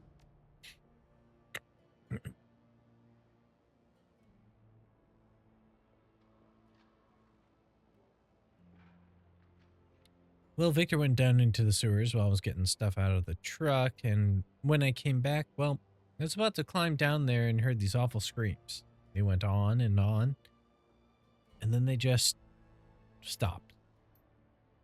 I froze up, nearly shit myself, to be honest. I don't know what to do, but I can't go down there, not after that. Problem is, probably something basic, a clog that needs to be cleared, something like that. Restarting the pumps should take care of it, but no goddamn way am I going in there. If you'll do the job to me, you can have the new yen we were paid for it. I don't need it. You can have it all. I can live without the money, but someone's got to fix those pumps before I can leave. How many new yen are we talking about? 500 for a quick, for a job this quick. It's good money. Fine, I'll do it. You're a lifesaver, Chummer. If you find Victor, well, if he's still alive down there, tell him I'm sorry.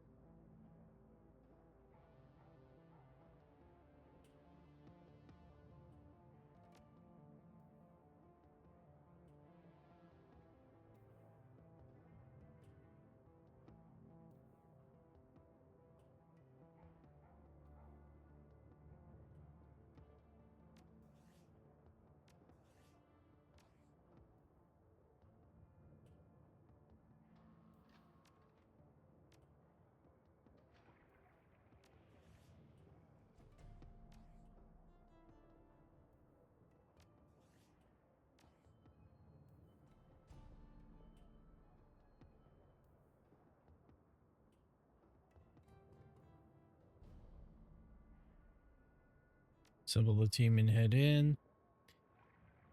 Lori, Dietrich, Iger.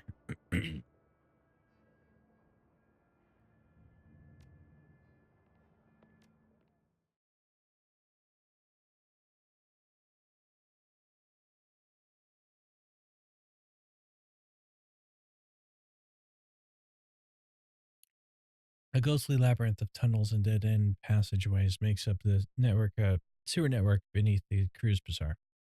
You climb down the ladder into this shallow underworld and reel at the wave of foul smells that washes over you.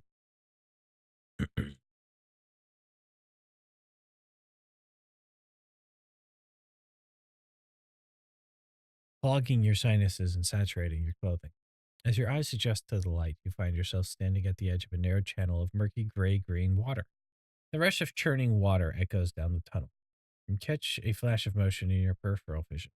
Something man-sized, moving fast, flitting across the far end of the tunnel. You strain your eyes to see it, but to no avail. The thing, whatever it is gone.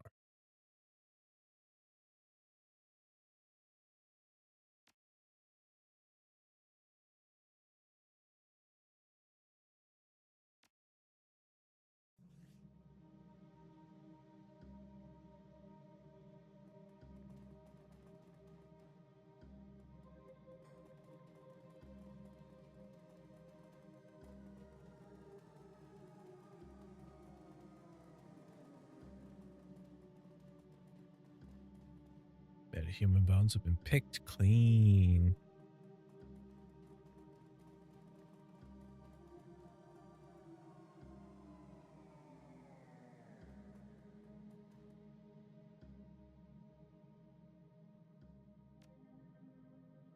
Pump 1 is stopped. Analysis, south turbine water flow failed. South turbine has been deactivated. Steady water flow has stopped.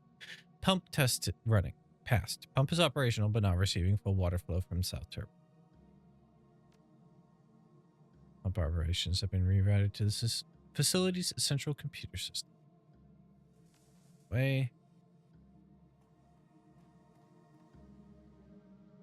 Pump 2 operations control. Pump status. Pump 2 stopped. Analysis. South turbine water flow failed. South turbine has been deactivated. Steady water flow has stopped. Pump test running failed. Pump has been clogged. Clog cannot be resolved until water flow has been restored and pump is shut down completely, then restarted. Rerouted to the central computer system.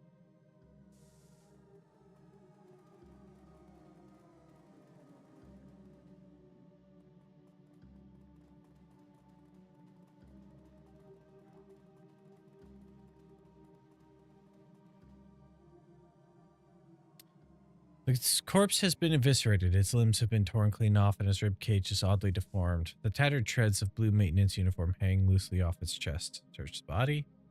You find a well-worn manual entitled Ortungshan Book, Osgabe, 2042. The book is filled with depictions of turbine and pump cross-sections, tools, and descriptions of maintenance procedures. A few of the pages have been bookmarked with colorful bits of paper. The yellow bookmark. Page is dominated by detailed illustration of turbine cross-section. Scrawled on the margin is the number 822896.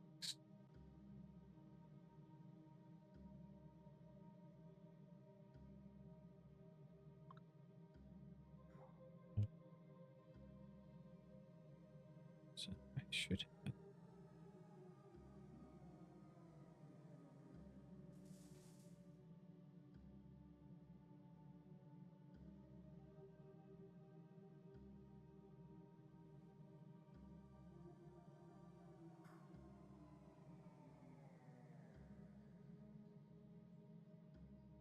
look to the green book.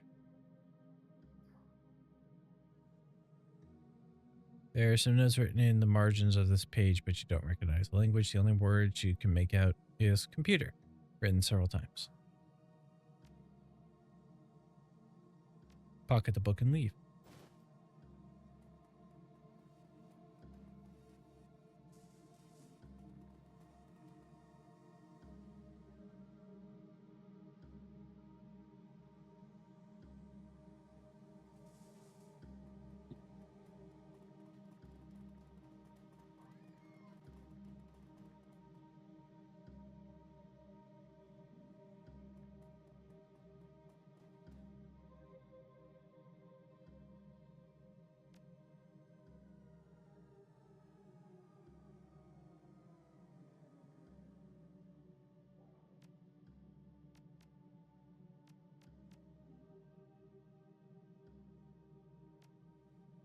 Walk away. I think as soon as I do anything, it starts attracting the attention of whatever's down here.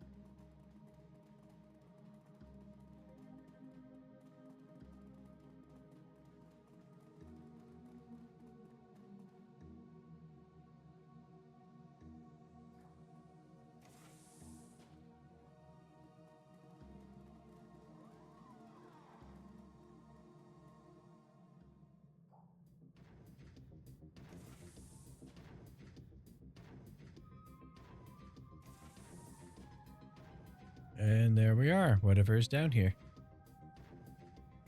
Feral ghouls.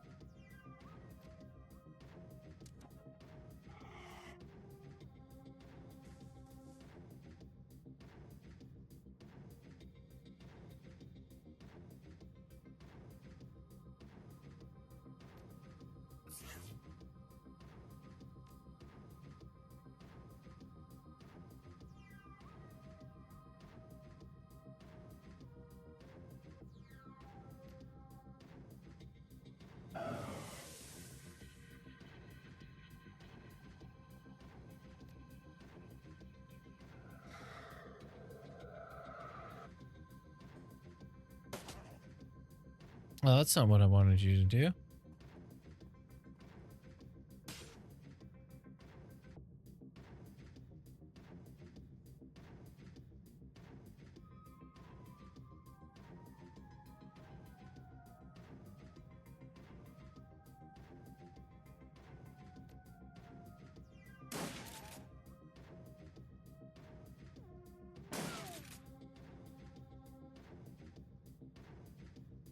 Oh, that's annoying.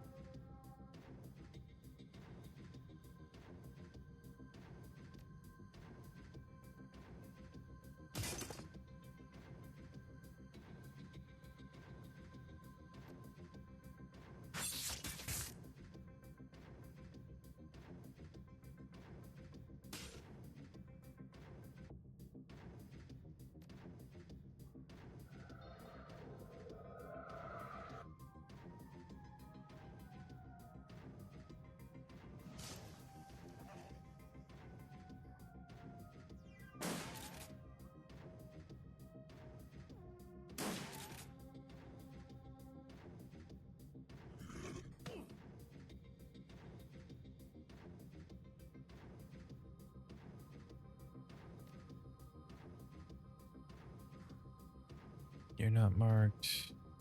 Well, you just came in here and you're not marked. Good shot.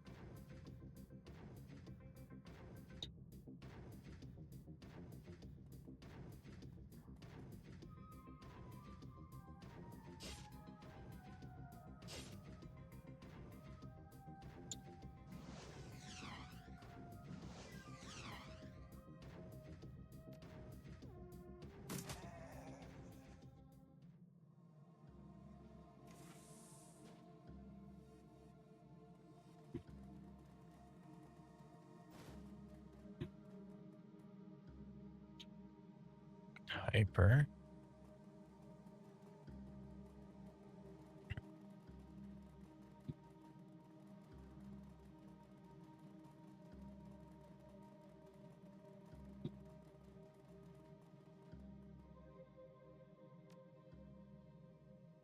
Turban wears to life. Game saved.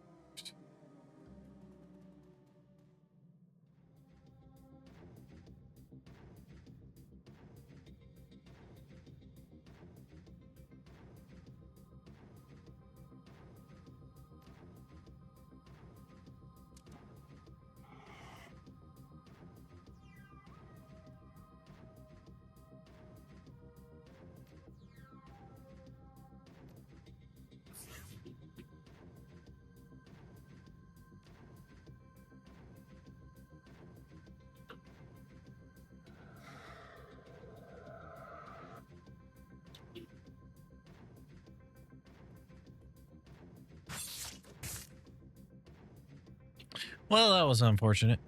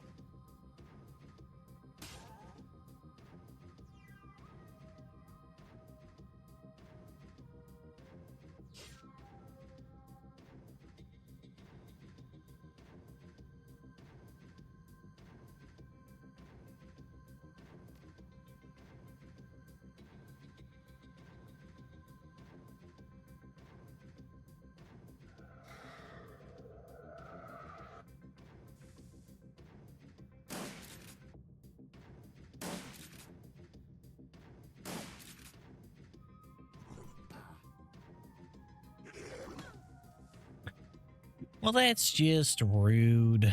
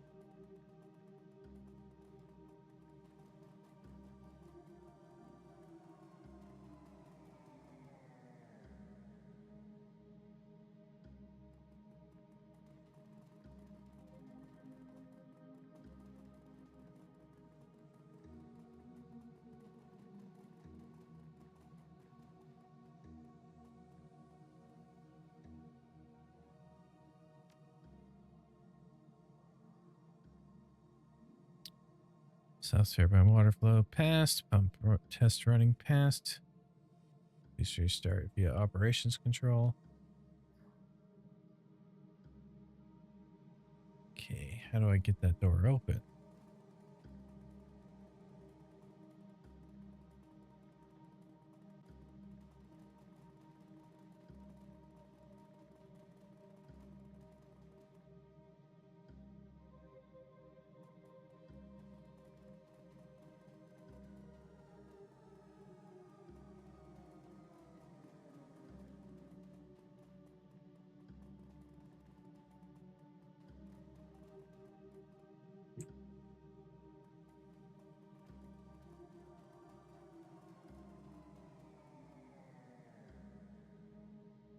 Oh, there it is.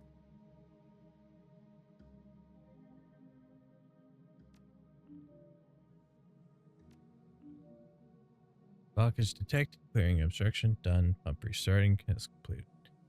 With success. Running diagnostic. Pump 2 is operating. Parameters. Way. Shambling mound of ragged flesh stumbles towards you. There's a look of desperation in its eyes. Please don't shoot. The ghoul's breath reeks of rotting meat. We're not like the others. Max, I'm not going to hurt you.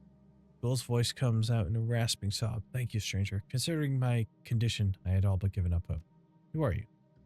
I speak for the Cruz Bazaar's ghoul population. The Krieger strain may have ravaged my body. It feebly paws at the gray, pustulant flesh that hangs from its bones, but I have retained my mind. Keep talking.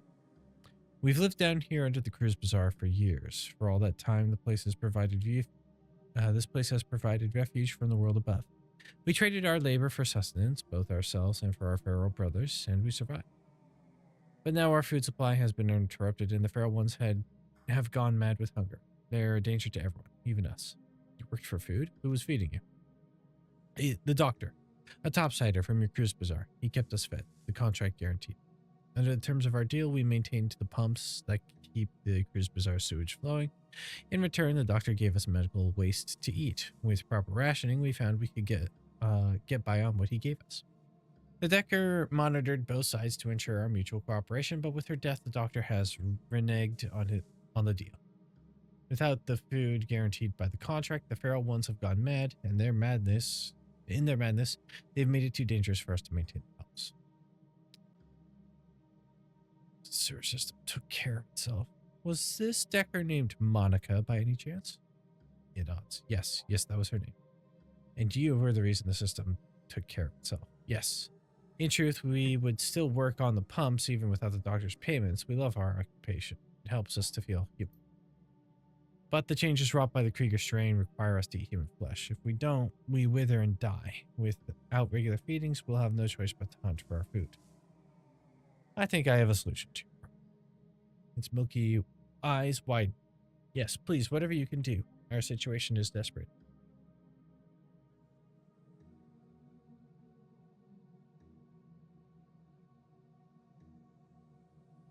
Well, there's only one doctor in Cruz Bazaar. I've never met the guy, but I'm going to have a word with him all the same. The ghoul nods. Yes, perhaps you can convince him where we could not. We have a comm link provided to us by Decker. It is a direct line to Escabel's office. If you call him, he will answer. Noseg. Stop.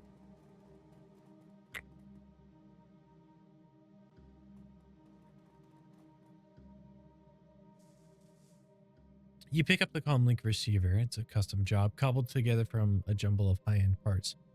It reminds you of your mission computer. Monica's handiwork. There's a series of staccato clicks as the connection is made. Dr. Escabel's voice pours into your ear. It's thick with a blend of irritation and insolence. If you're calling me to beg again, you might as well hang up now. I've been bled by your people for too long now. There are plenty of chop shops and organ leggers out there who'd pay good money for...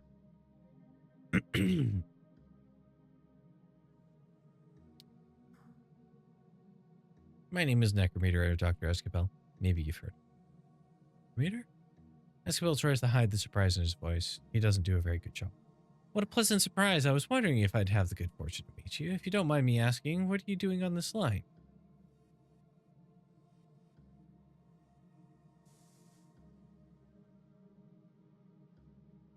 Catching you red-handed. You've got some explaining to do, Doc. Look, Necrometer, I don't know what those things have told you, but I am well within my rights to charge for that material. They've never paid me a thing for my services, and they've been keeping the Cruise Bazaar servers running, Doc. Look, yes, but I don't know why that's my responsibility to pay them for...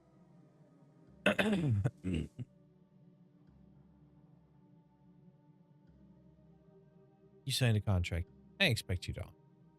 Contracts don't last forever, and you'll forgive me for saying so, Necrometer, but I can see no good reason to continue honoring this one. My clinic is a business, not a charity, and I'm not giving you your new friends any more biomaterial unless they pay me for it.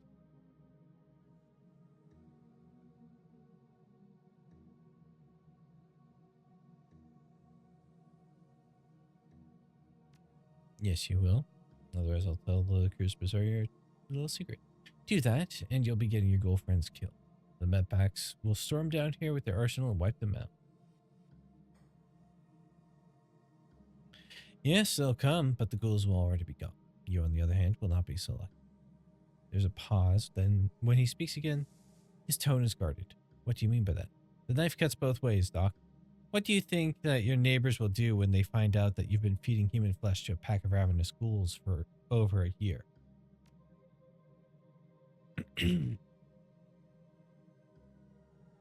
This whole plan was your friend's idea.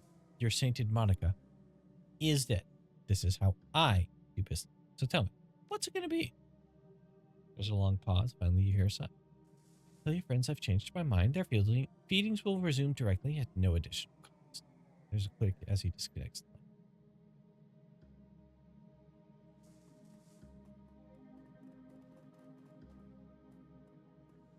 You're back. I've spoken with Escabel. You can expect your irregularly scheduled feedings to start up again. Thank you so much, Topsider. This means more to us than you can know.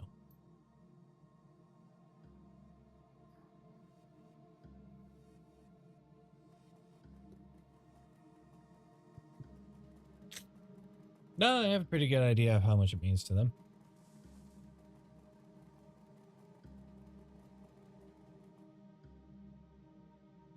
Yep.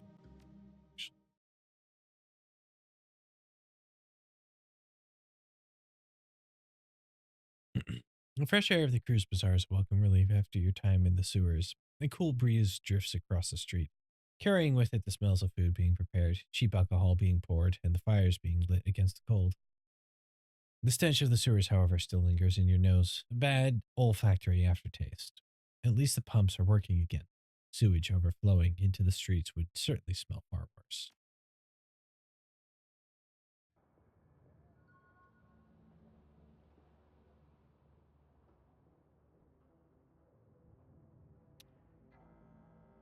Ah.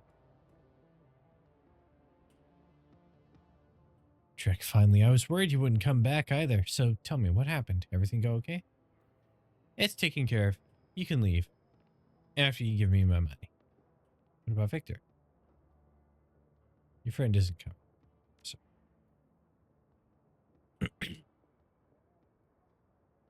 Christ, poor Vic. I don't know how I'm going to tell his folks. Real close-knit family they were. I found this on his body. Maybe you could give it. He thinks, though. He turns the manual over in his hands, rubs his thumb over the careworn paper cover. They'll appreciate it. Here's the money. Steve. You got a lot of karma off of that one. That's why we do good things for people.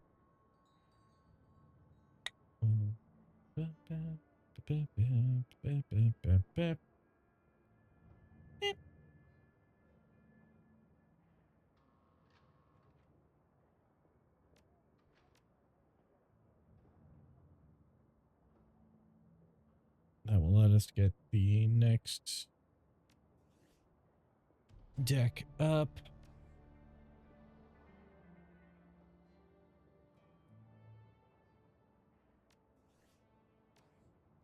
Yes.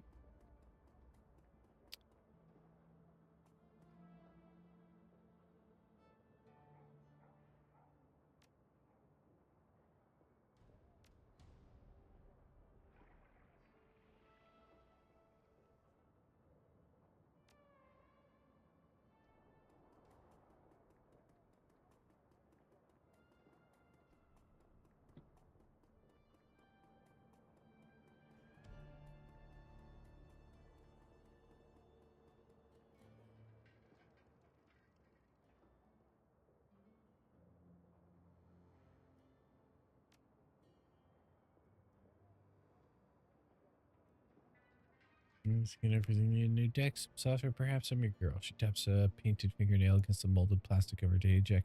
Or maybe you're a rigger like I am. Perhaps I can interest you in a new drone or two. Okay, let's see what you got.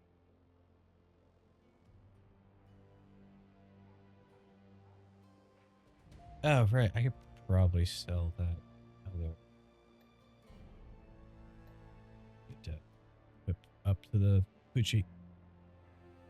Apparently, I haven't been equipping the thing I bought and could be using right now.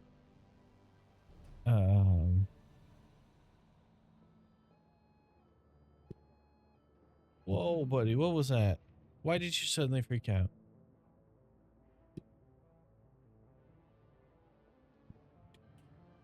What? What?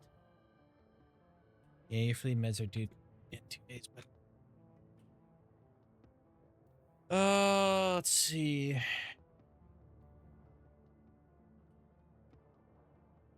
That one would be useful.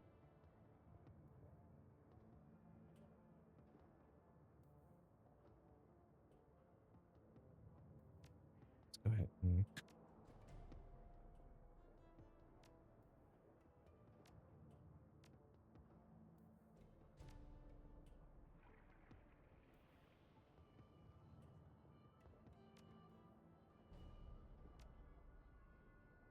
Fuji Virtua X.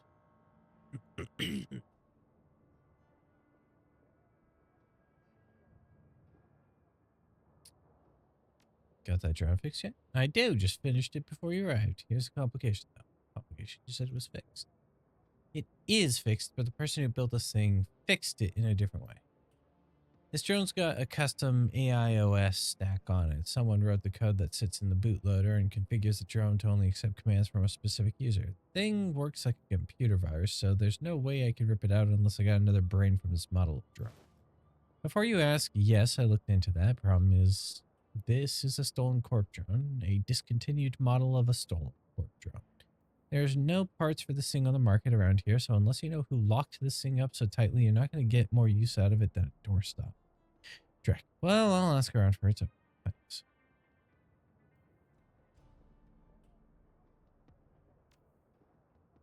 Stash items. So, old deck, old armor.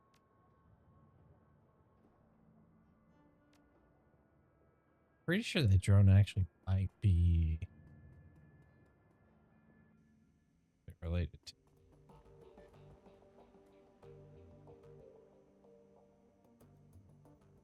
Blitz's eyes widen when he sees the drone that you're carrying. He looks anxious. Oh, hey, Chief. How's it going? Found this drone in that hotel vault. Does it belong to you? Yeah, Chief. That's mine. Didn't want to say anything at the time since it was my idea to have you look in the vault in the first place.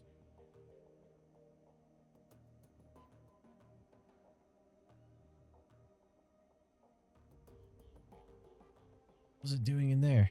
It's my personal drone. Good to have something to hide behind when you're on a solo decking. No. Lester took it from me when she seized control of the Schwarzers, and I'd been hoping to get it back ever since. Gotta say, Chief, it hurt me to see her all banged up, like, to hell like she was. Looked like Lester had a few of her goons take turns on my baby with a baseball bat. But it looks like you got her up and running again. How'd you manage that?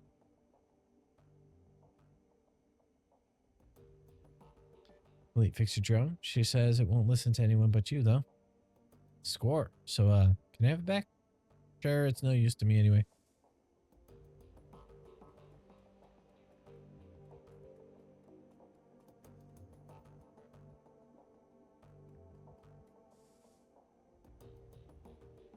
Any thoughts on that last trend you'd like to share?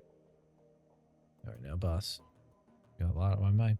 I'm curious, teacher. Why did you switch from fronting a band to running in the shadows? Honestly, working the stage was getting boring, boss. Spitting and screaming at the world was fine and good when I was a kid, but it just didn't do it for me. The Dragon Slayer wanted me to fight a real enemy, so I left the band behind and turned to the shadows. He shrugs. I don't know, guess I figured that'd be the best way to find him. Considering current events, I'd say you're not wrong about that. Yeah, I guess not. Feels kind of daunting, truth be told, but it's exciting. We'll see. I've been looking for a worthy adversary for a while now. It's kind of satisfying to have a white whale to chase. How long have you been looking for a real enemy? Shrugs. Not too long. Ever since I took down the last one. Last one? Of course, I might be able to sit around feeling pleased with myself if I followed the Creator or the Moon Maiden, but the Dragon Slayer ain't that kind of vibe. If I'm not drinking, I'm fighting, and if I'm not doing either of those things, I'm looking for a bigger, better fight to get next. Dietrich produces a flask from his jacket pocket and raises it in salute. It's a remarkably simple coat to live by. Who was this last gang boss? Great big orcish bastard called the Wild Swan. Led a local chapter of the Horde. I'd had my sights set on him and his for a while. They'd hurt a lot of people, and I figured they'd pose a challenge. I wasn't wrong about that, but I took him out in the end. Dietrich, when does this pattern end? Well, boss, the way I figure it, it'll end when I pick a fight I can't win. He smiles suddenly. Might be this one. Maybe the next. It'll be hard to top a great dragon. But that's the way the Dragon Slayer wants it, and who am I to refuse him? Abruptly, he turns away. That's enough for talk for today, boss. Besides, you've got other things to do, I'm sure. Thanks, teacher.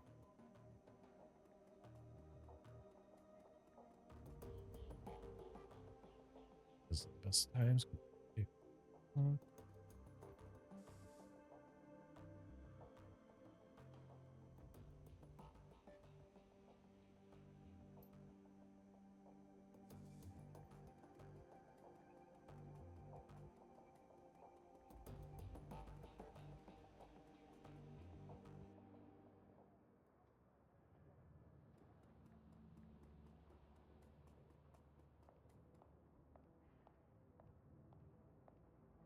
The old troll putters about, his artificial joints complaining loudly.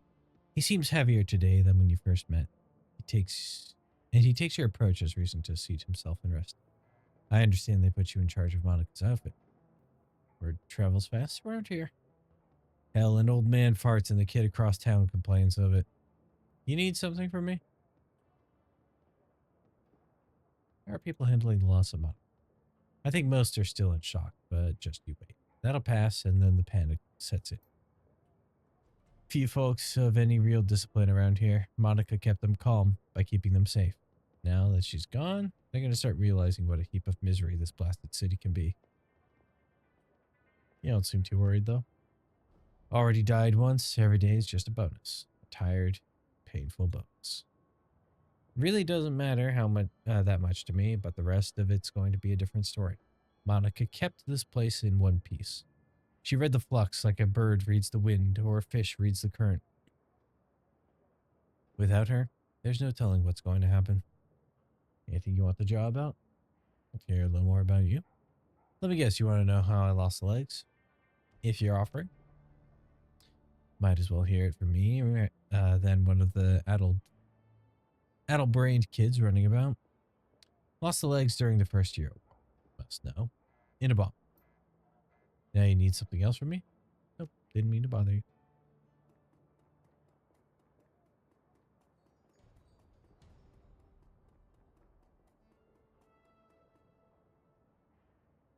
Girl with a chip in her head stands with her eyes closed, rocking back and forth. She looks so frail that a light breeze might knock her over, but she somehow stays on her feet. Whether by coincidence or by some kind of preternatural junkie awareness, she opens her eyes when you come near. I know you. Maybe by face, if not by name, I'm Necrometer. By face, by name, by cry, or by something. Timmy Kim is what most people call me. They think I don't know why, but I do. Monica explained. How do you feel about Monica's death? Kim hugs her arms close to her body. Sad. She never got to have a family. She'll never get married. Never be a mother. Seems like she was a mother to the whole cruise bazaar. Kim nods her head almost dumbly, her eyes unfocused. Monica said a mother is always a mother. Always. She hugs herself tighter and stares blankly at the ground.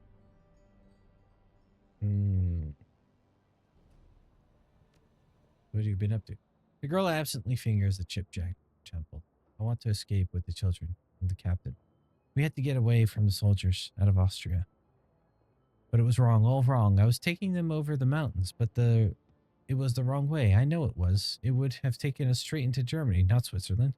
We should have taken a train, gone to Italy. There we would have been safe. I didn't want it to end badly, so I turned it off. Zeke told me something new.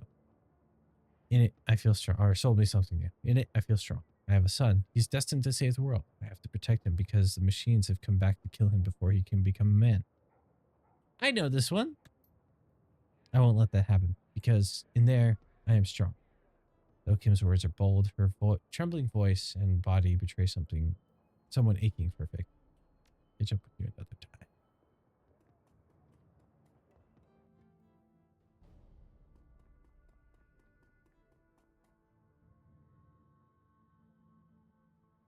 Young woman stands at the bar smoking a cigarette. You've seen her face before. Lucky strike. One of the mercenaries from Monica's files. A plume of blue-gray smoke spills from the corner of her mouth as she turns her attention to you. Hey.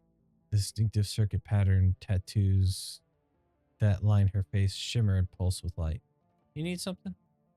I'll believe we've met. Nick. Yeah, I know who you are. She takes a drag on her cigarette. How you holding up, champ? I heard what happened to your boss. Happens. Running in the shadows is a dangerous line of work. She smirks, then lets a smoke escape from the corner of her mouth. Don't I know it? So you need something, or are you just going to stand there staring? Why'd you bring up Monica? Did you know her? I met her a couple of times. Seemed nice enough. She takes another drag on her cigarette. But mostly I know her by reputation. You can't live in this Keys without hearing about the Queen of the Cruise Bazaar. She pauses, then slowly lets smoke escape through her nostrils. Can't say I was a fan.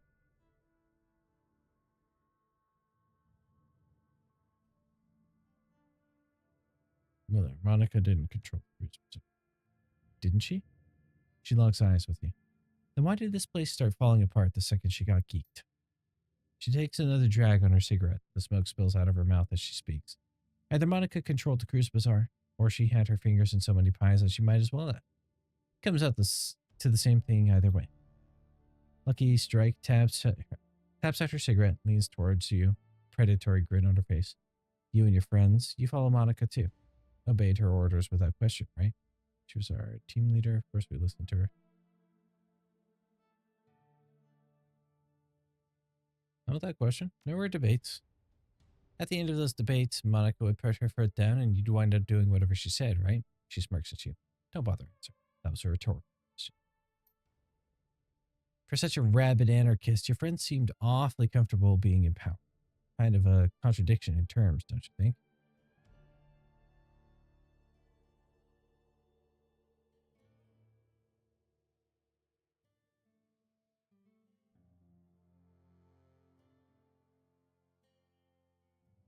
Fair point. We aren't going to change my opinion of Monica. I wasn't trying to. Remarkable thing about living in a free society, we're all allowed to have different opinions. She shrugs. Don't take it personally. I'm sure you wouldn't like my friends either. I can't stop you from stepping into Phil Schaefer's shoes. You're already doing it, making all the same moves that she did. Word of advice, though, don't take too much on yourself. Spread the responsibility around. Good for you to care. He turns away. I don't, but in a place like this, stacking too much power on any one person is not just for that person, but for everybody. The last thing we need is for you to eat a bullet and for this whole place to fall apart.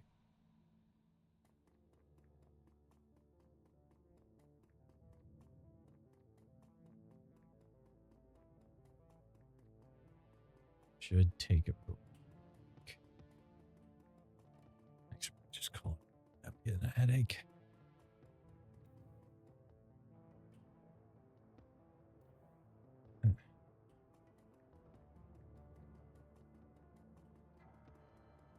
Actually, yeah, I know it's early. It's been a short one.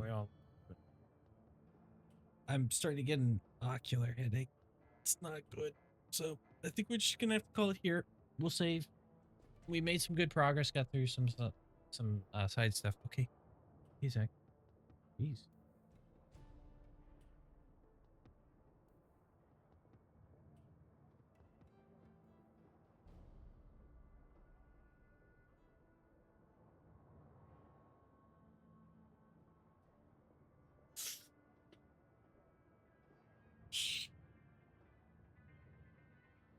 I was trying to move you away from me, and you decided you wanted to bite. And go. Yeah, and okay, fine. You can stay over there.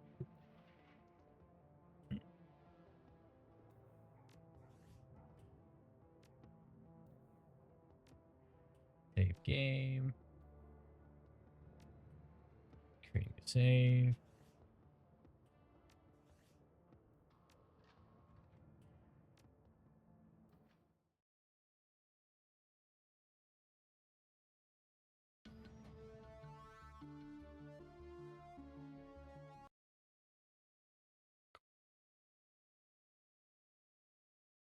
I think I know who we're gonna bring it over to.